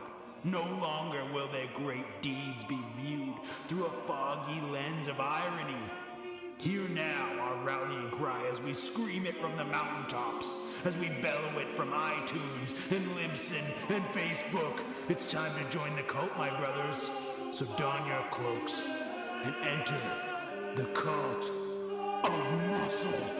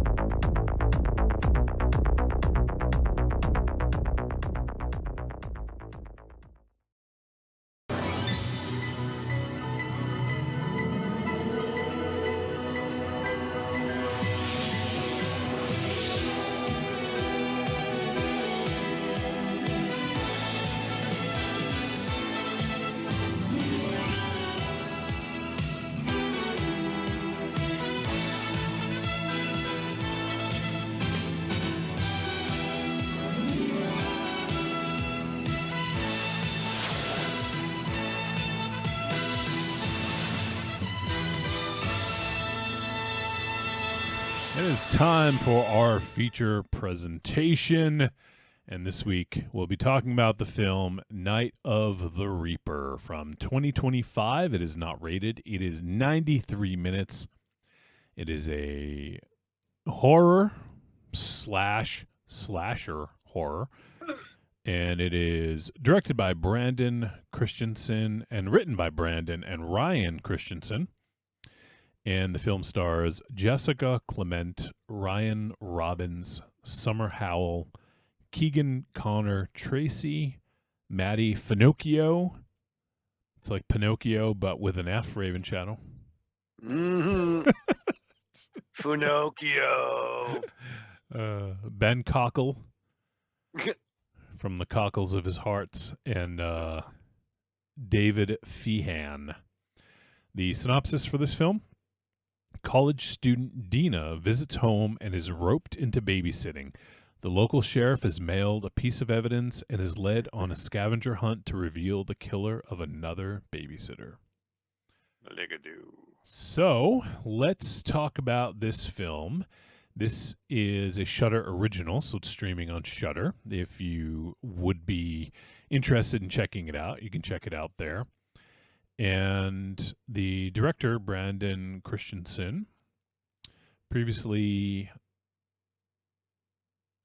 Oh, wait, did he... No, okay. I thought it was another movie that we did, but it's actually a different movie. He did a movie called The Puppet Man from 2023, Superhost from 2021, and Stillborn from 2017.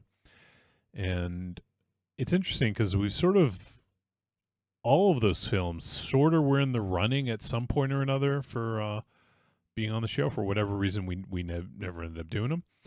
So this is our first film from director Brandon Christensen. And yeah, this one got a little bit of buzz and when it appeared on Shudder. And MZ, you had previously seen this before we had picked it for the show, right? That's true. So, all right, well, let's dive in and let's talk about this flick.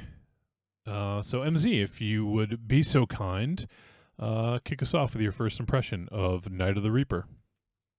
Well, I'm glad I got a chance to see this a second time because I just want to make sure that what I saw, I was pretty comfortable with the first time I saw it and what I thought of it. And this is a lot to me like Clown in a Cornfield, where I knew you got a typical. Okay. You got this typical slash. Well, actually, there's several other slashers that this follows, but I wanted to make sure that that what I saw was actually what I saw. I felt like it doesn't exactly follow the typical slasher tropes. You don't have the stupid idiot characters who will do the one thing that they're not supposed to be doing in order to survive the night. I'm not saying it's totally like that, but the good outweigh the bad here, definitely. In fact, there's very little bad to be found here. This is actually a pretty solid slasher. It does go in a different direction. It does not so much reference, but it takes ideas from other slasher films and turns it into their own. Scream is one of them. Yeah, definitely. Scream, A Nightmare on Elm Street, in a small way does. What was the other one? Halloween, of course. Strangely enough, 2 out of those 3 slashes I'm not a very big fan of, but I could see the reference involved here. And this was one I wasn't expecting, and it's got good tone. There's a lot of things in here that they do differently that other slashes don't do nowadays, and it stands out and it's obvious. It totally stands out. But I'll get into those as we continue. But as of right now, I'd say this is a fairly solid slasher. All right, Michael Ravenshadow, how about you? First impression. So I did watch this again last Monday when Ollie came home, and I may have had a couple of Coors Light and lorazepam. In that order? Whichever came first, Wolfie. I'll be honest with you. But there were some elements of this that I was into. It's hard doing a throwback, right? It's like, and I think that it's fair to say this is you would if you were telling this to somebody, you would call this a throwback, right? Am I out of left field in that? That's kind of rhetorical. No, okay. That's totally what it is. Unless you agree with me, and thank you. So yes, but then I wonder, like, why do a throwback? We have enough of those. that exists. Why make it a throwback? Don't call it a throwback. The first babysitter bugged the fuck out of me. She reminded me a lot of like the sister in like Fairly Odd Parents, or just a bad girl. I think this movie did have some stuff where it was a potential victim freeze framing. Like, okay, there's an image on a TV screen. Get the fuck out the house. Don't fucking, you're that terrified that you can't run away. Listen, I've been scared a lot, and my first instinct is to run, you know, or call a big friend. There were elements that it went around a lot. I think the main character, when we meet her fully, realized definitely had a little bit of an Anna Faris vibe in Scary Movie to me, where and she's a good actress. She was in Generation V, I believe. I believe she plays the character with the tail. And if you watch season 2, you'll know who I'm talking about. But no fault of her own, she had that kind of like parody reaction to things sometimes. Did this overall work for me? I'm not sure, and this discussion will definitely help out with that. I like some twists and turns. Sometimes I thought it was too meta for its own good. I don't know if that's even the right word, but like, I don't know. I don't like evil videotape shit. Well, it's too bad we're doing. You're not gonna like next week then. No, but when it's like all about the videotape. Yeah, but this wasn't Then you're really really all. not gonna like next week. Yeah, this wasn't really all about the videotape, though. Yeah. No, it was but it like was literally a tiny part of it. Nah, You disagree? a little bit. Oh god damn. Okay. Anyways, is that it? Yeah, that's it. Okay. I feel like, all right, so for my first impression, there's definitely a lot to like here. I feel actually when MZ said "Clown in the Cornfield," at first I was like, yeah, I think you're right, and it didn't occur to me while I was watching it, but I will say I like this more than Clown in a Cornfield, because I feel like Clown in a Cornfield just leaned too heavily on I don't know, nostalgia? not even that. It just, I don't know, I feel like it leaned too heavily into the gimmick, and it hindered it a little bit. This actually reminded me a little bit as well as Heart Eyes, which I also didn't really like that much. But like the ending of that was like, you know, surprise, surprise, guess who it was, you know, and this had a similar kind of reveal where, yes, especially the gender, you know. So I don't know, like I feel like this was reminiscent of a few movies from this year. Not to say that that's, you know, that's just happenstance. The director didn't see those movies and make this. This was already in the pipeline.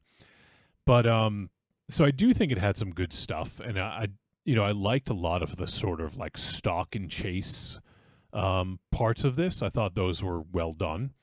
You know, where we have like the Reaper who is chasing after someone.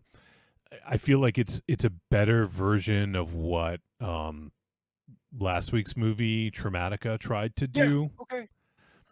There's some similarities there. Just in the stalking parts. Right. Way better in this, way better. This movie looked really good.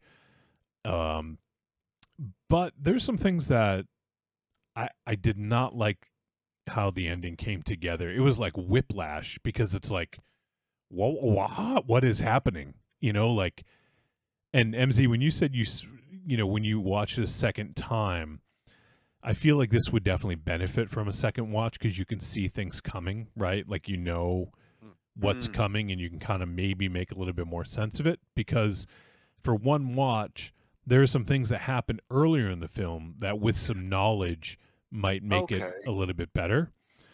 But I feel like it seemed inconceivable. Inconceivable. It seemed inconceivable at the time. Like when, you guys know what I'm talking about with the end. Like, right. I was just like, wait, what? What is going on here? Right. Really? No. So the end just it took me out of it because I had to go back in my do some mental gymnastics to figure out wait a second, is this does this all make sense? Did this happen? And I feel like they conveniently left out some very important information that they did it for a reason, but I feel like it was a little bit cheap to not talk about the relationship between two characters, right? You guys know what I'm talking about? Right. Right. Yes. Between yes. What was her name? Dina, who is the babysitter, throughout the duration of the movie, and then her connection to the opening scene. I feel like that just was off. I mean, I get it. You're making it's a bit of a mystery, but I just feel like that's information you would have found out at some point. Important. I know this might be difficult for you, but I'm asking you to do this for exactly. me. Yep. Yeah, exactly. So that was the thing that kind of it just kind of bugged me a little bit. And I also got to say, I don't know that I've seen Ryan Robbins in anything previously. I mean, he's been in some let's see, I don't know. He's been in a pretty good amount of stuff actually. Which one is he? He was the sheriff. Okay. So am I the only one that thought that he was a to-be knockoff vigilante? I feel like this there was some elements of him doing the joke. To-be Joker is giving him clues Why to to-be? get to the lair. Why Tubi? I don't know. Timu, I think is what you mean. Or Dollar Store. I mean, figure out the Tubi's most cost effective. MZ loves Tubi, don't you know? All right. So what's loves Tubi? What's less than Tubi? what's less than Tubi? Yeah. What's it like? It's not fucking. It ain't Casablanca. It ain't Tubi. Timu or Wish. Pluto. All right. Yeah. It's all right. He's a Wish vigilante, with Wish Joker. I mean, I don't know about that. But he was very rude. But he's a cop though. Well, that's the thing. And the reason I called him out, I don't want to talk shit about the guy. I think it was he's probably a handsome dude, powerful. I think it was probably the direction he was given, but I did not. That character did not work for me. The sheriff character did not work for me. He came off like Jim Gordon in the Harley Quinn. Right. Animated show. I get it. He's had some a rough go of things. Trauma. He's had some trauma, but he was not sympathetic at all and was unhinged very, like a motherfucker, you could say. Yeah, just I don't know. I did not like that character at all, and it's not really his performance. It's just I think it's probably the way it was written. Yeah. No, he was great. He did what he was fucking told. He probably did what he was told. Yeah. And I guess one thing I did like about it though was a lot of times in movies like this where there's a mystery of who done it, who's the killer, you get so many red herrings that I felt like it was going there, but I actually like the way that part of it resolved. You don't typically see a whodunit resolve the way that this one did. Now I did have some issues with the end of it of that resolution, but that was one thing that I kind of liked about it was it felt different in that way because I was like, wow, they're setting up all these red herrings and this is not gonna work out. It's gonna be someone you don't know or haven't seen. But then the way they did it, I was like, oh, actually, that's kind of I actually kind of like that. So Yeah, it was the one character you thought was weird. Oh yeah, it's that person. yeah. So there's some good, there's some not so good, and then there's some confusing, I guess. And I don't mean confusing that I didn't understand it. I just mean confusing as to why they made some of the choices they made. But overall, I think it's a fun watch. It didn't detract from my, experience. I just was like, really? Like what? Like, I don't know. I sometimes think movies try to be too original sometimes, and in doing so almost become a little bit predictable, and also can be confounding because it's like, well, why did you do that? It's like this is going to be an analogy that only us get, I think, but like in Back to School, Rodney Dangerfield does the triple ending. Like, I feel like he could just do a normal dive and get a 10, right? But he has to go and do like, jump on this diving board and jump on that diving board and then jump on this one and do the whole fucking thing. And it's like, you went overboard, dude. Like, why did you do that when you could just have done a perfect dive? And don't get me wrong, I love the triple ending, and I'm glad that Rodney Dangerfield did it, his character. Right. But what I'm saying is, why not achieve it in one motion as opposed to doing like 10 flourishes that are unnecessary, Well, that's some callback to stuff that also only us and our pal would get, is the Jim Cornette stuff. You're doing too much. I guess. Right? Yeah, I mean, Like, I don't listen to Cornette a lot, but yeah.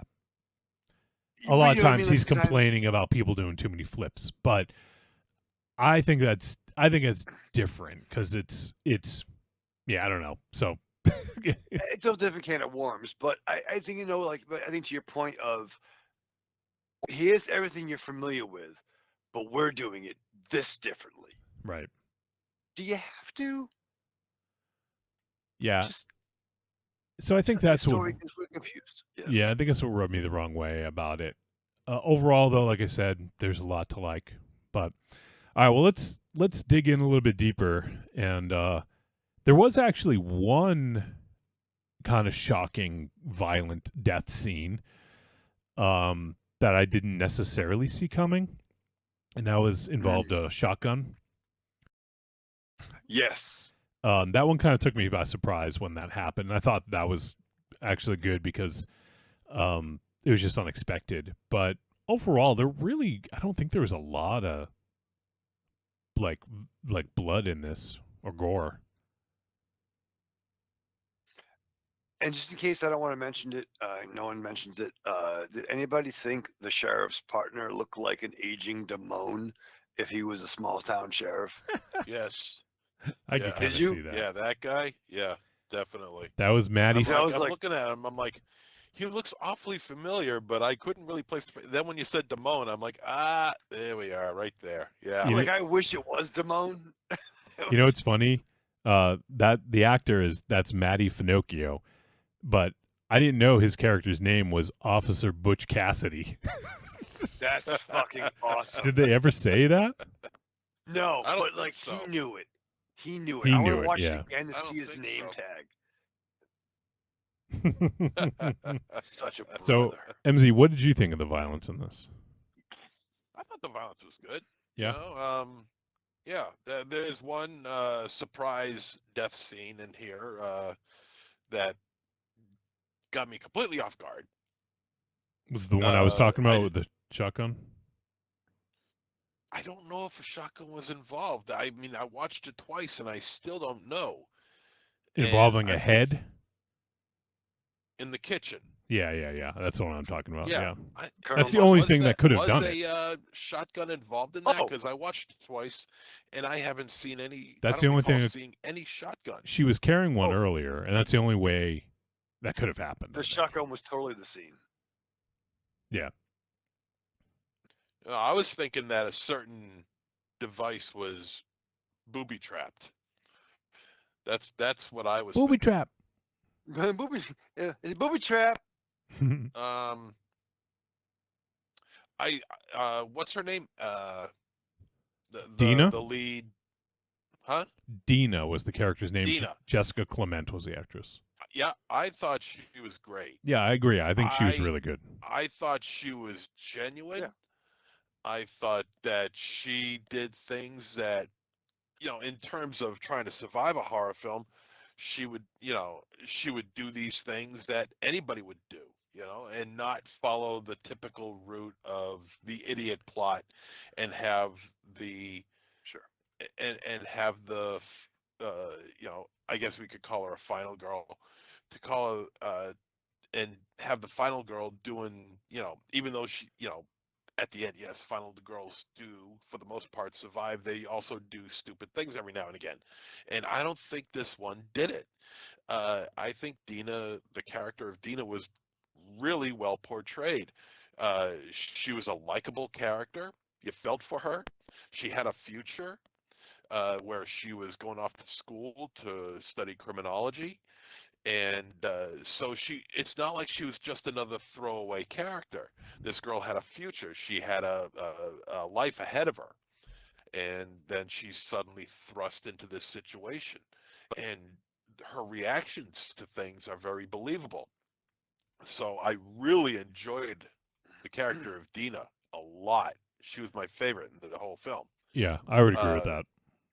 As far as the sheriff goes, he has a bit of Sheriff Wydell in him from Yeah. The Devil's Rejects, Okay. where he's just this vengeful cop and ready to take down anyone who can, who has any connection to the pain that he suffers.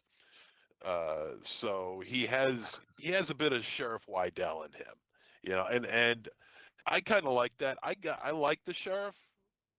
He had every reason in the world to be as angry as he was, and although he does show incredible restraint, but I liked him. I thought he was fine. You felt for the guy, and That was the thing. I feel like he didn't convey that well enough. Not to say it's his performance. I think it was just the way. I think he was written that way because he was dealing with trauma, right? But I feel like I don't know. I never was sympathetic towards him. That's just me, Mhm. Well, that's only because. Well, I think that's only because you didn't really know what his situation was, and then by the time you do find out what the situation was, it was too far into the film where you really even care anymore. I don't know, but I like the character myself. The story moves along at a really decent pace. It has that 80s aesthetic that I love so much. And of course, Raven Shadow leaves. I was going to bring up the fact that, if he was anything like the first Babysitter, where the parents are out and he starts smoking up a cigarette while dancing to Pat Benatar, so, on MTV. So we could ask him that later when he gets back. But the whole 80s aesthetic, the little kid playing Centipede, and it turns out that little kid, I think that's the director's kid. Oh, okay. I thought he was pretty good, actually. He was fine. Yeah. He was fine, yeah. Better than the kid in the first scene. I didn't think that kid was all that great. Or the kids. There was like the brother and sister. But the girl, though? Yeah. No, I'm talking about the brother and sister in that opening scene. Yeah. Okay. That opening scene, it reminded me of Scream. It had the right pace, the right intensity, and it was. I'm kind of jaded to these things now, but I mean, if you want to call it scary, I guess you could call it scary.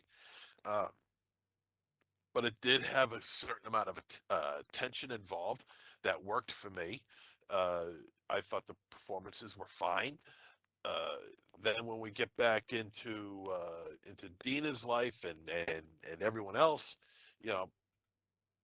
I thought the story worked itself out really, really well. It does do a lot of swerves and a lot of pre-planned moves in order to make Yeah. the story work. For some reason, I like that. You know, throw time. The time constraints of what you need to do in order to defeat the evil in this film. That kind of setup and preparation, I love, and that's where the Nightmare on Elm Street crossover comes in, as far as I'm concerned. Okay. And the pre-sequence with that, and that's where I get the Scream reference from, and just the tone and the way they use shadows in a dark house and stuff like that. That's where they get the Halloween aspect from. They use different angles. There's scenes Yeah. where Dean is walking through the house and they use, slightly askewed angles. And it just worked for me. I just loved the way it looked. I would agree with that, especially on the stairs. There's a couple cool scenes. Yes. Yeah, Yes. yep, I Yes. agree. Yes. Yes. Very good stuff. Now, as far as the ending you guys are talking about is concerned, I almost agree with you.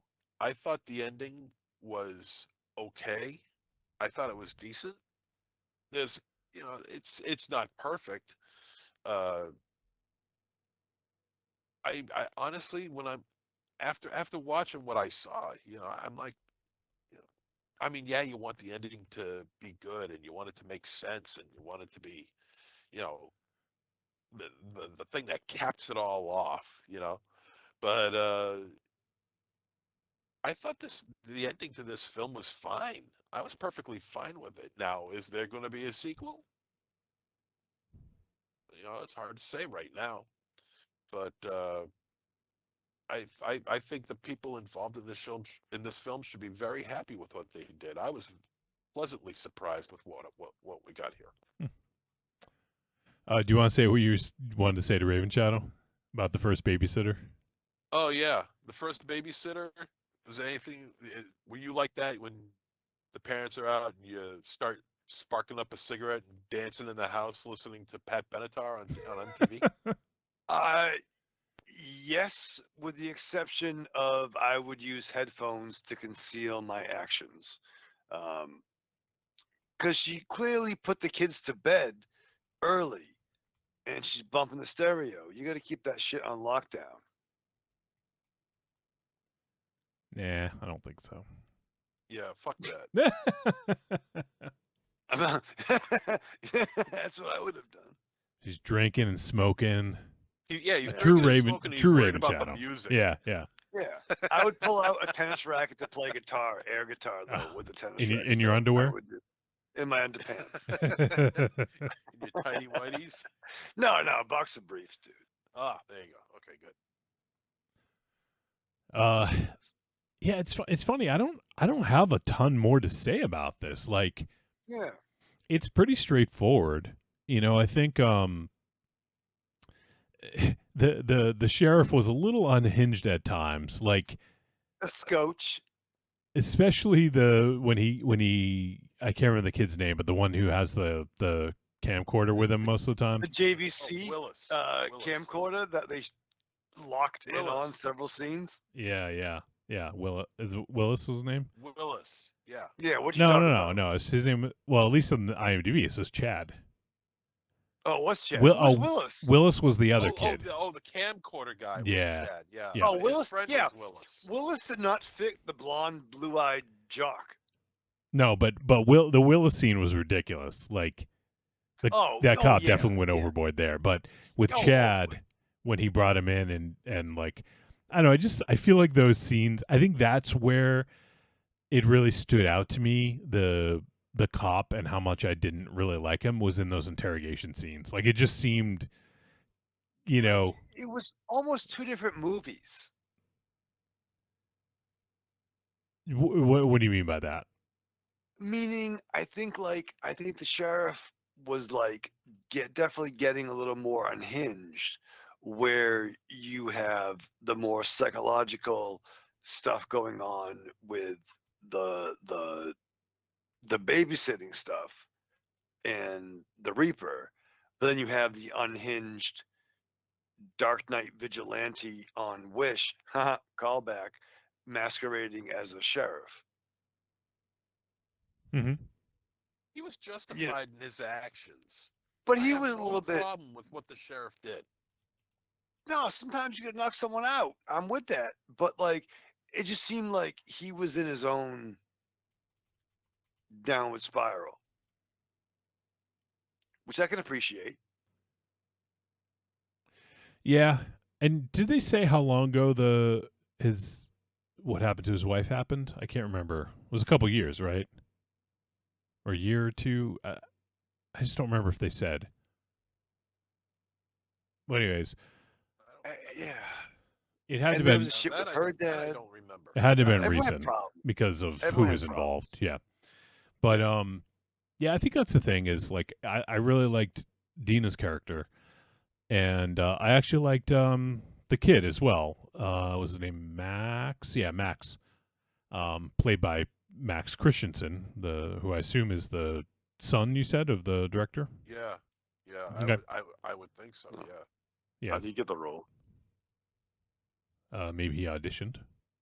Oh, yeah. Okay, good. What, you think it's a little nepotism? Yeah, never hurt nobody.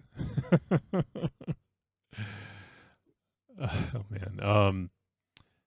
Yeah, so I think I mean I a lot of the film revolves around Dina and Max, and I actually like the sort of camaraderie between them, and I liked how like you know, when she asked for the tour and she's like, you know, looking for like where the sweets and like you know, and trying to barter with the kid, and This is where the sweets are. yeah, like that stuff's all good because that. Oh. What? When he says don't go down the fucking stairs, don't go down the fucking stairs. It's being fucking rude. I see where somebody else gets that shit. Where somebody else gets that shit? No, but it's in the family. It's how they were raised, probably. When the little boy tells them we don't go down the stairs, what's this chick do? She goes down the fucking stairs and gets fucking tweaked out. Yeah. You don't listen to an 8-year-old kid. Who does? No, but like, you know, if someone says don't go in the fucking bathroom, Ravenshaw, don't smoke cigarettes.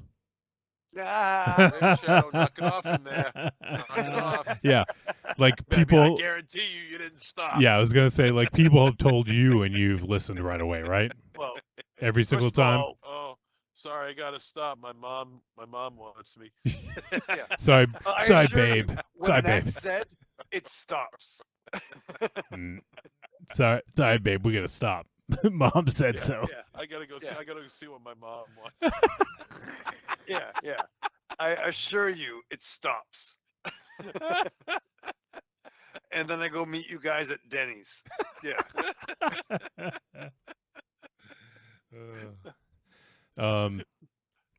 What else? I don't know if there's anything else to really say about this. Like The score. I thought the score was really good here.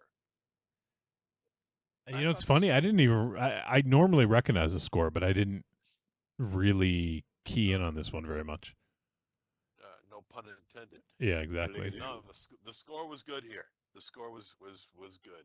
I like the score. They did a lot of things right here. I'll tell you. You know, it's not 100% perfect, but it's good. It's a solid slasher. MZ, you got a little bit quiet. I don't know if your mic got moved down or something. Right, here we go. Yeah, Okay. that's better. That's better. All right. It's a solid slasher. What else? Oh, the masks that they use, or mask. Creepy as hell. It's got that. It's got that Season of the Witch, Halloween 3. It's a pretty skull classic vibe to style it. skull mask, I think. I thought it looked great. Yeah, I agree. thought it I think it looked good, but it really was like good. a pretty classic. You know, I've seen them in like mask, you know, Halloween stores and stuff before. Oh yeah. Yeah, but there's it's something about it that just looks right here. Yep. You know, it just looks so good, especially when you're in a backdrop and all you see is that off white, grayish, silverish Yeah. glow of a skull. You know, it just looks so good.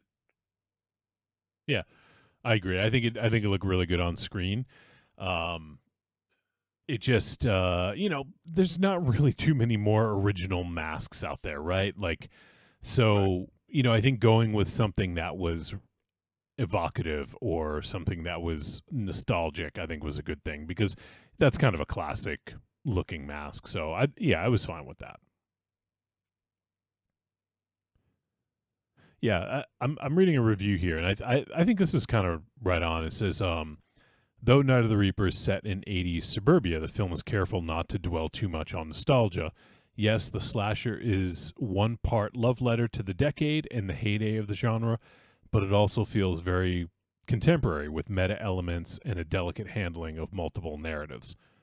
So I kind of agree with that. It was a throwback, but it also felt a little bit more modern in the way that it was trying to tell the story. And that's one of the things I did like about it, was that it had that nostalgic feel to it, but it wasn't trying to just emulate the 80s movie. It was trying to do something more with it. Yeah, it wasn't Stranger Things. They weren't leveling you over the head with 80s nostalgia over and over and over and over again. Right. You don't need that. You yeah, don't need that. We got like the VHS tapes, which was cool to see. We got some of the music, and yeah, I agree. It wasn't like over the top. Like look at how much budget we put into the set design. Yeah. Although I will say there 90s was and 80s. Huh? This is more 90s and 80s. I was getting 80s vibe. I don't know. I got 80s. With the JVC camera?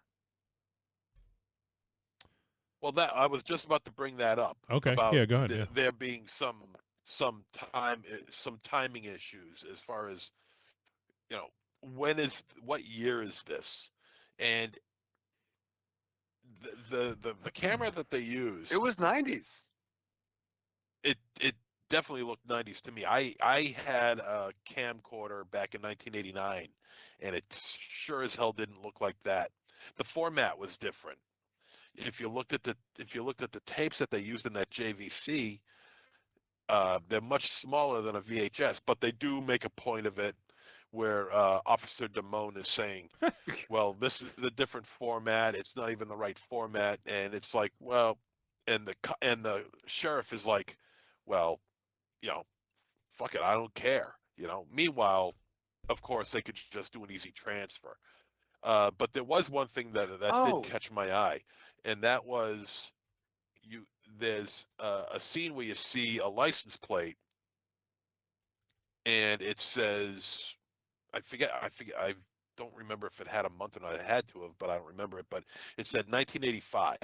Okay, which means that the license plate is going to expire in 85. But on the wall of one of the bedrooms, you see a Texas Chainsaw Massacre 2 poster hanging there. Yep. And that came out in 86.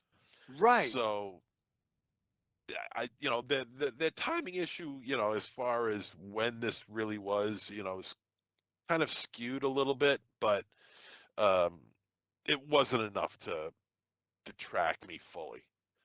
Right, because I was kind of getting that too when he was playing Galaga or whatever it was, the bug game, Centipede. And I'm like, okay, but then there was no other, because NES came out in 85. 85 or 86, I think. 85. I think 86. 85. Was it 85 NES? 85. Is he right, Wolfie? I don't know. I'm looking it up. Nintendo just celebrated its 40th anniversary. The NES. Just all right, what'd you say, MZ? I said the NES just celebrated its 40th No, anniversary. sorry. What year? What year did you say, MZ? 85. Yeah, he's 85. right. I'm saying. Yeah, Really? MZ's right. October 18th, 1985. The NES was see? first released in North America. Oh, Mario okay. Brothers? Actually, hold on. Caveat. Yeah. It was released in test markets October 18th, 1985. A nationwide launch followed September 27th, 1986. So it was, you could get it in 85 in certain markets, and then it had a wide launch in 86. So he is right to, but it just wasn't. But he wasn't playing the Nintendo. No, he's playing Atari. Yeah, he's playing Atari. It's 2600, I think, right? Yeah. Or is it 72? I was trying to. It could have been the 72, I think. I'd have to watch again. Yeah, but he was definitely playing Atari. The joystick looked 2600. Yeah, you're right. Yeah, the joystick was for sure. Yeah. Okay. And he had definitely had his Oshkosh Bagosh gimmicks going on. Yeah, and his Garanimals. Yeah. Yeah, you're right. So like for those, all right, I don't know what the fuck. What are you gonna do? Underoos are fun to wear. Did they have Dunkaroos back then? Underoos and Dunkaroos? Oh, no, I don't think they're. Yeah, all the roos. All right, what else? Anything else about this movie you guys want to? I mean, no, I don't know what you mean. I think we're all set. Corny said 1985. So. Thank you, Corny. No, you said 87. He was disputing. No, he said 86. No, I think he said 87. I feel I was still more right than Corny. No, Raven Shadow said 86. Did you, Raven Shadow? The NES? I said 87, but I think I was gonna go. No, you said 86. Yeah, you're right. You're right. I did say 86. No, I'm pretty sure I said 87. All right. No, but he said 86 comes before that. No, I still feel that. All right. Whatever. Evil Corny said the Atari was a 7800, not 7200. Yeah, it was 2600 and then 7800. Yeah. No, but between that was the 5400. I don't even remember that. Or was it? Yeah. The 3500. Hell, I had an Atari 400 one time. Oh, 5200 actually, MZ. Oh, 52. Mixing up our. Jesus Christ. Oh, okay. I do. You know what? I do remember the 5200. I didn't have it, but it's the one that's like black with like a silver. Stripe. A silver strip across the middle. Yeah, and it had the 200 from Atari, and it had a joystick gimmick. Yeah, and it had the joystick with like a number pad, like with the numbers 1 through 0, with the basically like a telephone. Like it had the pound sign and the asterisk. Yeah. Okay. I feel they tried to compete with NES, and then I was like, well, I'm gonna go with a brand I fucking know. And then I was like, no, fuck that. We're getting fucking Mario Brothers and Spy Hunter up in this motherfucker. I only had the 2600. I didn't. Let's see. Let me look at the 78.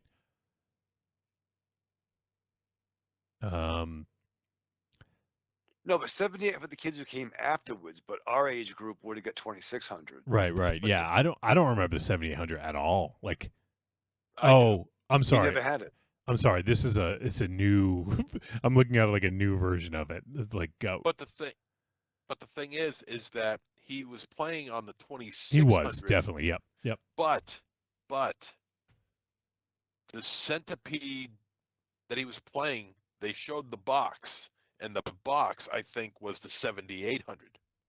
Oh, okay. It could be because it was a silver box, and back then the 2600 did not have the fancy casings, the fancy boxes. They just had the bland boxes. Mm. And then when when Activision, ColecoVision, they made it a little bit more colorful. But it was the 7800 series in which the boxes started coming in these silvery, reflective boxes. And I think it was a 7800. I could be wrong. All right. A little trip down memory lane. Look at you.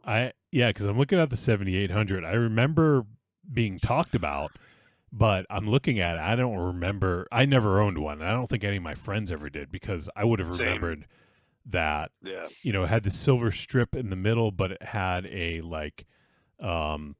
colored strip on top of that was like orange. Look, I can't tell if it might be red.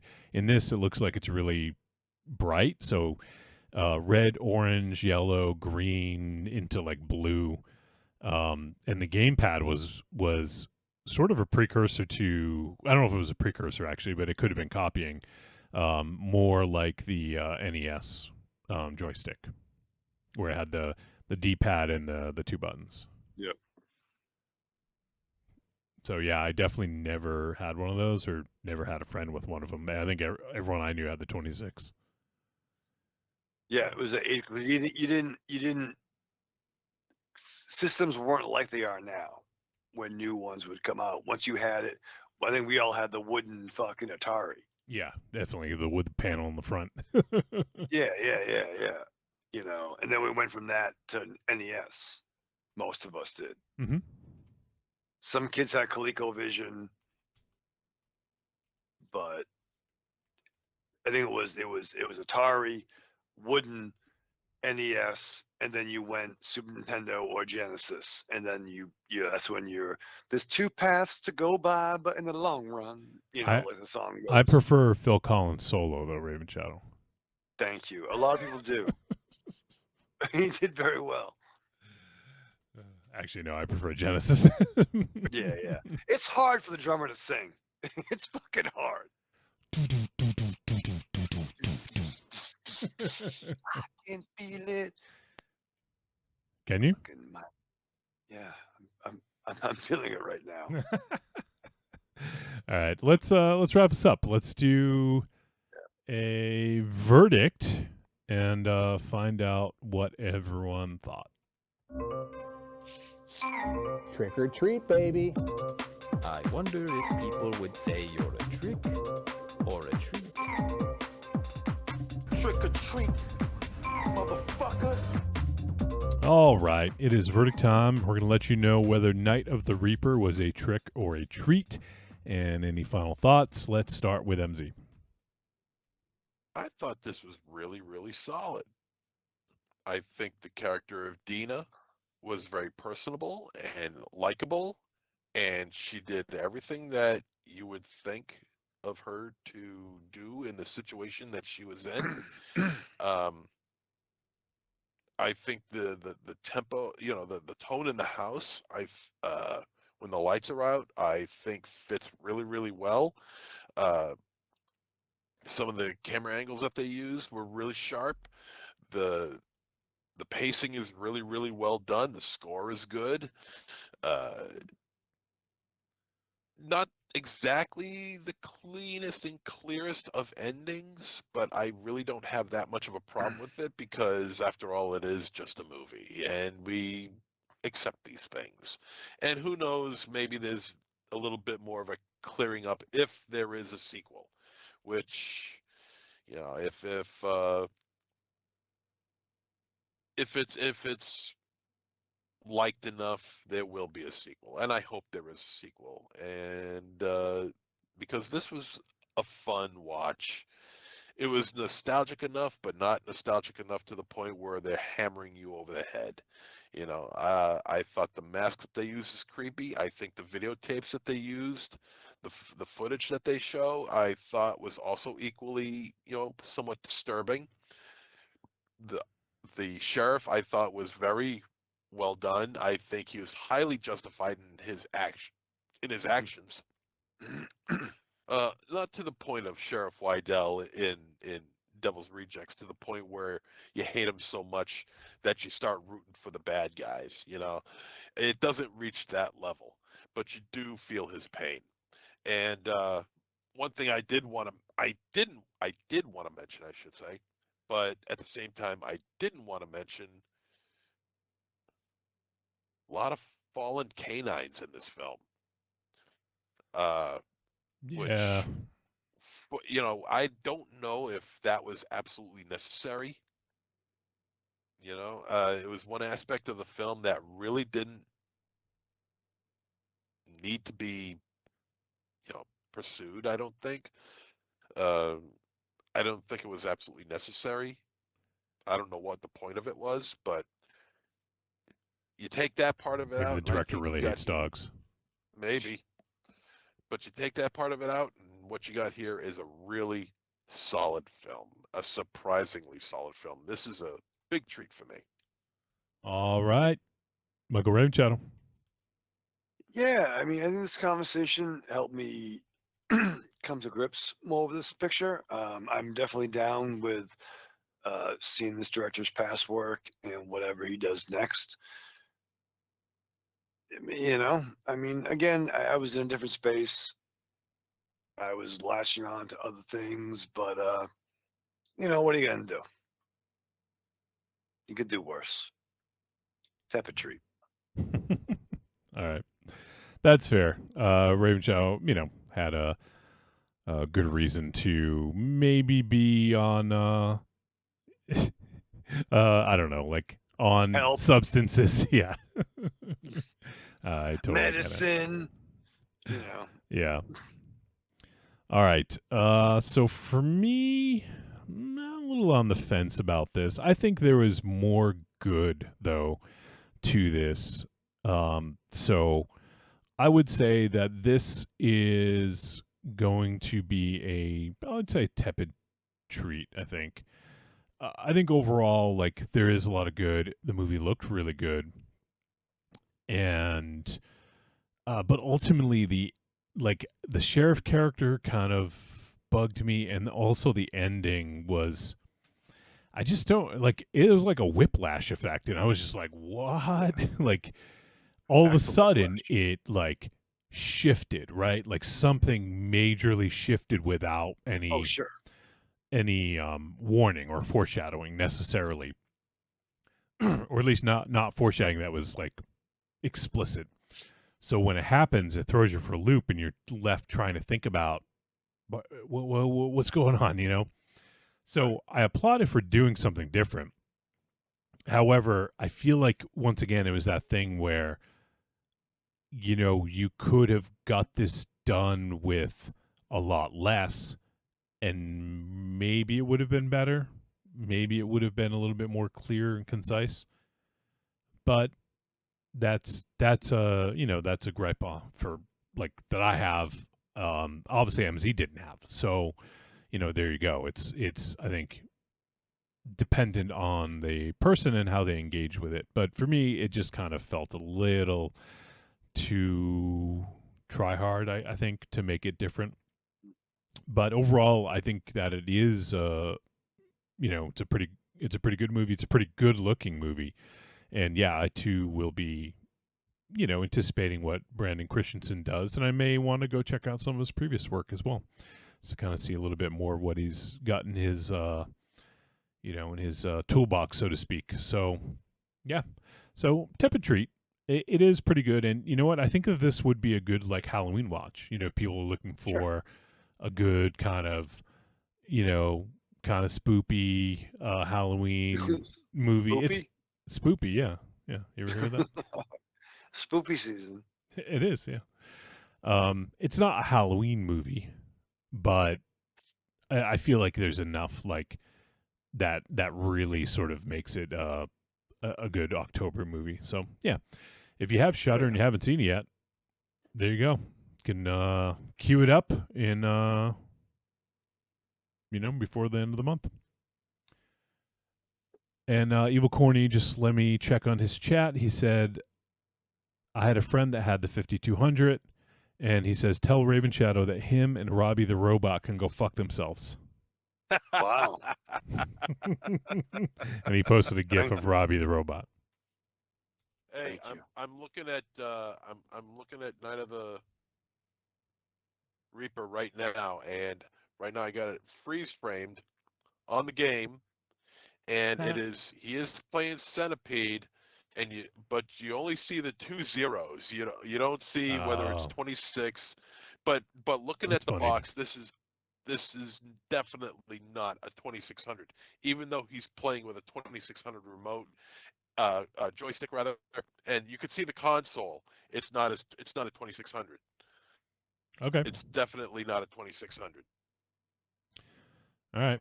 So. Well, there you go. Maybe they couldn't get a 2600, so they tried to obscure it as much as they could. Yeah. So, all right. Well, that's going to do it for our discussion of Night of the Reaper. As I mentioned, it is streaming or screaming on Shudder. and you guys can check that out. Now, next week, this one's probably a no-brainer, but we're coming up on Halloween, and I had mentioned that we're going to do this movie a couple weeks ago, but I wanted to wait until we got closer to Halloween. And now we're here, and next week we are going to talk about the latest installment in the VHS franchise, and that is VHS Halloween. So there you go. It is 115 minutes, so just under 2 hours. And let me see how many shorts we got here. Have you seen it yet, MZ?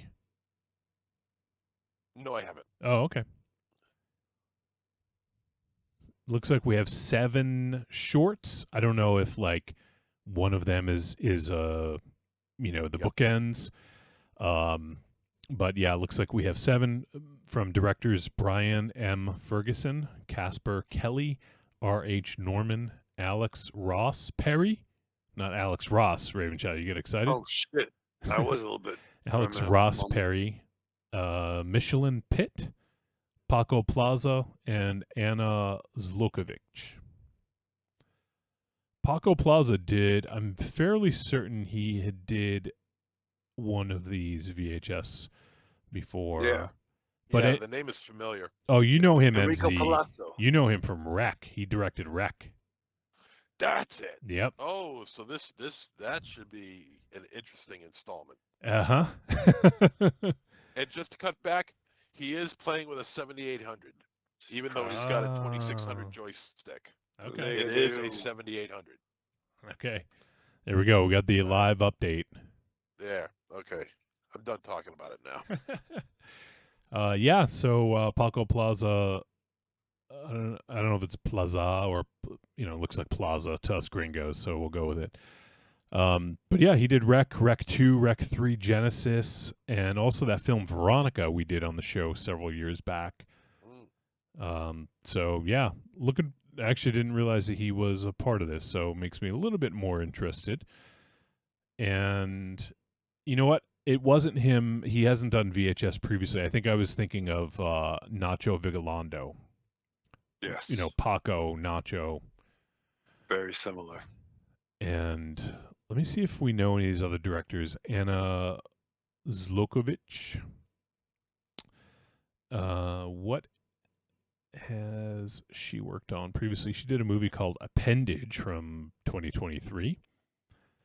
There is a TV series called Bite Size Halloween. I don't know where that's... Oh, it's on Hulu. She did one of the episodes, I guess. And, yeah, so I'm not familiar with her. But, so we'll get exposed to some new directors. And we also have Michelin Pitt. And what has... Yep. I don't know. So this is her first... she did a short in 2021. And this is, I guess, her... Even though this is an anthology, it is a short. But it's her first foray into getting a wide release, it looks like. And I guess she is a fashion designer. So, yeah, Michelin Pitt. We also have Alex Ross Perry. And let's see if we know Alex from anything. Yeah, he directed a Ghost video that I've seen, so I have seen that. Yeah. Maya Hawke, he directed a music video for Maya Hawke, who is holy shit. What's the actor's name? Ethan Hawke. Yeah, Ethan Hawke. That's his daughter. Yeah. And yeah, he's done a bunch of. Actually, he's did a bunch of music videos. He did a couple Ghost videos. So yeah. This is his, I think this is his first, oh no, he did a movie called Video Heaven. What is this? It is a documentary. Okay. So he did a documentary. It's almost 3 hours long called Video Heaven. And it says VHS's 1980s rise transformed how people watch movies. Using diverse footage and Maya Hawke's narration, Alex Ross Perry examines video store's crucial role in film culture. That's cool. I'd check that out. 3 hours is a little bit much, but slow it down. yeah. But I would be willing to check that out. That's Alex Ross Perry and let's see. R.H. ARP. Yeah. R.H. Norman. Don't know anything. He's just done a bunch of shorts. Oh, actually so there's not 7 shorts. R.H. Norman and Michelin Pitt co-directed one called Home Haunt. So there's actually 6. So that's in line because usually there's the wraparound and then and 5 usually. Yeah. And then we also have Casper Kelly and this is pretty funny. Casper Kelly is credited as a writer on Mandy, and it says in parentheses Cheddar Goblin. So oh shit! Did he write like the Cheddar Goblin stuff? That's what it sounds like to me. Yeah, I mean, Nice. hey, that's okay in my book. Yeah. Oh, and he's the guy who wrote the Adult Swim Yule log. I don't know if he might have directed that too. Yeah, he directed the Adult Swim Yule log as well, MZ. All right. Didn't you like that? Trying to recall it. It was I thought you talked about it. Maybe you didn't. But there was like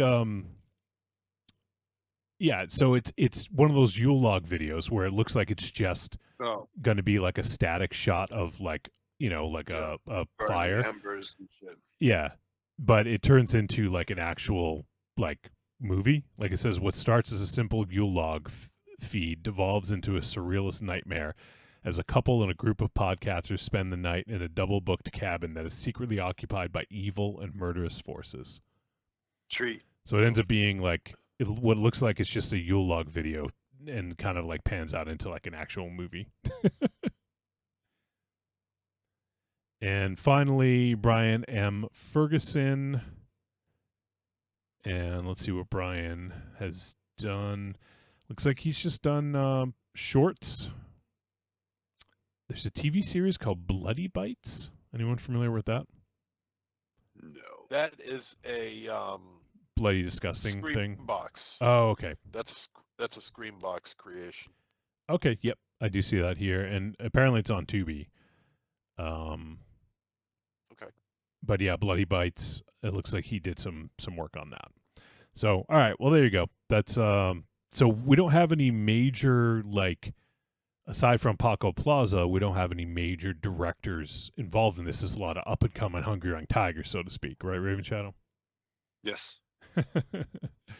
So, yeah, this should be a good one. So, we'll be doing VHS Halloween next week. So it's on Shudder. If you guys want to, check it out at home and call in and let us know what you think. Podcast at trickortreatradio.com. All right, I think we did have a voicemail this week. At least one. Let's see here. All right, yeah. Look at this. Let me go ahead and just save this file, and then we'll get to it. So, yeah, next week we will have the show on Wednesday, and then we will do a show on Thursday as well. We're going to do the Devil's Night Extra Special Halloween Special live on Devil's Night. So we will be on back-to-back nights. It's not often that happens, but we'll be doing it next week. So plan accordingly. And you know what? The Halloween special is always sort of like a big party. That's how we try to you know, sort of frame it. So if you're around next Thursday on Devil's Night, you know, get your favorite drink of choice, maybe some candy. Don't eat all the candy. Leave some for the kids for the next day. But maybe a pizza, Raven Shadow. What would you recommend? Like with black olives? I would get a pepperoni and black olive. And you don't have to get what Raven. mozzarella. You don't have to get what Raven Shadow gets. Because nobody gets that but him. That's what I'm gonna get. I might get that tonight. What do you think of that? Can we play the fucking voicemail? I'm fucking hungry. You're gonna call Golden Pie Taste? I think so. I'm off tomorrow, so I gotta see what happens. See what happens. I'm gonna watch Smallville and do the lawn. I'm fucking untethered. Tonight? Yeah. Yeah. All right. Let's see here. So we have a voice message, and I think I got it loaded up now. So let's check in with one of our close allies, friends, buddies, brothers. Let's check in with the king of the Midwest, First Time Mike. 9 more days till Halloween, Halloween, Halloween. 9 more days till Halloween. Silver Shamrock. MZ is right. Halloween 3 is great. Tom Atkins rules. FTM out. Just a short one. Sweet and to the point. Yeah. And he says I'm right. So probably the greatest phone call ever. That's pretty good. Tom Atkins football rules. Yeah, he just said, "Hey Johnny, small one for tonight. Have a great one, my dude. First time Mike. Thanks, First Time Mike. You know what? Even a fucking 15-second voice message. Love it. Love it. I love that kid so much. All right. So anything else you guys have before we wrap up the evening? Not really. Nope. I'm done. All right. I'm spent. Evil Corny says, "Damn it, he had to mention Smallville." It's like he fucking what? It's like MZ has to mention Amityville, and you have to mention Smallville. No, I don't have to mention Amityville. Yeah, you just do. Happens Yeah. that way. And that's why it's worse. But no, I'm gonna watch. It calms me fucking down, Corny. You know that I got problems. And Corny posted the flashing a gif of the flashing Silver Shamrock pumpkin from the commercial. I love you, Corny. I miss you. I'll send you a dick pic tomorrow. It's almost time, kids, or something like that. I forget. I haven't seen it in years. Yeah. And the fucking what? You know what I mean? Like, watch the fucking TV. It's almost time. You know what I mean? Yes. The Shamrock Prize, or whatever the fuck. The Shamrock Prize. And on that note, Raven Shadow's going to get the Shamrock Prize. I'm going to give you a shillelagh in the darkness. All right. Well, that's going to do it. Let's say our goodbyes, starting with MZ. Arrivederci, douchebag. Okay. Raven Shadow. Hey, live fast, love hard. I missed my fucking dog. We'll see you next week. Oh, man. Sorry, Raven Shadow. That sucks, dude. Nah, just keep my boy alive. Do you have a good audio of him at all, by any chance? There's so much in the show. And, I know. That's why it'd be so hard to find. Yeah, we gotta look at some stuff. And it just sucks because some things happen so quickly. Like, I figured, like, I'll totally be eating and you can get mad at that. Like, and right. And then you can pull out the escalate. phone and yeah. You know, but no, I will. There's more than enough. So if you come across one that's good, just let me know. Give me a timestamp and we'll put it at the end. Thank you, brother. And Corny says, "I understand. Raven Shadow, don't go soft on us." Things that Raven Shadow didn't think he'd hear on this show tonight. Yeah, first of all, that doesn't help, Corny. Like, if you say don't go soft, that doesn't help. You should be like, Raven Shadow, keep doing what you're doing, dog. Raven Shadow, stay hard. Don't go soft. Yeah, stay hungry. Like, stay hungry. Oh, we didn't do. Oh, MZ will not want to do this anyways. But a quick coffin corner to everybody's favorite space ace, Oh yeah. I'm We're- surprised you haven't met If we're gonna be on the air for another 15 No, we're- minutes we're just not. to talk about that asshole, I'm getting the fuck out of here. MZ, where out of the original members of Kiss, where does Ace Frehley rank for you? Just a notch above. I mean, if I would put Gene Simmons at the bottom, and Ace Frehley is just barely above him. Oh wow, okay. And then who's next? Is it Peter Criss or is it Paul Stanley? Stanley. Oh yeah. So Peter Criss is your favorite member of Kiss. He's the most tolerable. Let's put it that way. Beth, I hear you calling. It's because he did Beth, isn't it?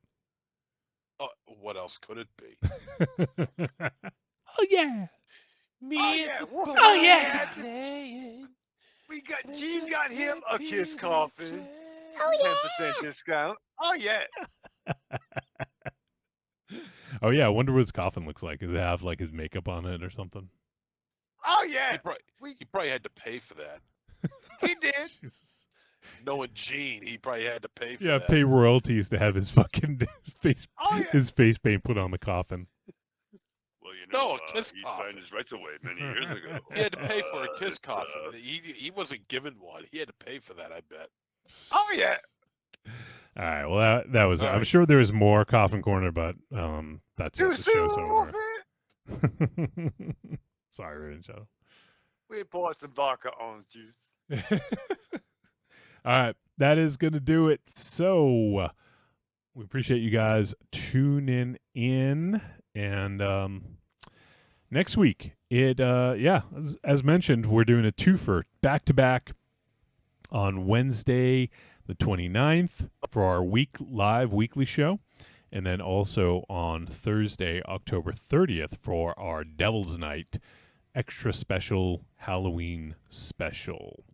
We'll have guests. We'll have conversations. We'll have libations, maybe, Raven Shadow. Oh, we're going to have libations like a motherfucker. So come back and join us next week for that. And for next week on Wednesday for the weekly show, we will be, our feature presentation will be VHS Halloween. So go check it out on Shudder. Let us know what you think. Podcast at trickortreatradio.com. All right, we'll see you guys next week.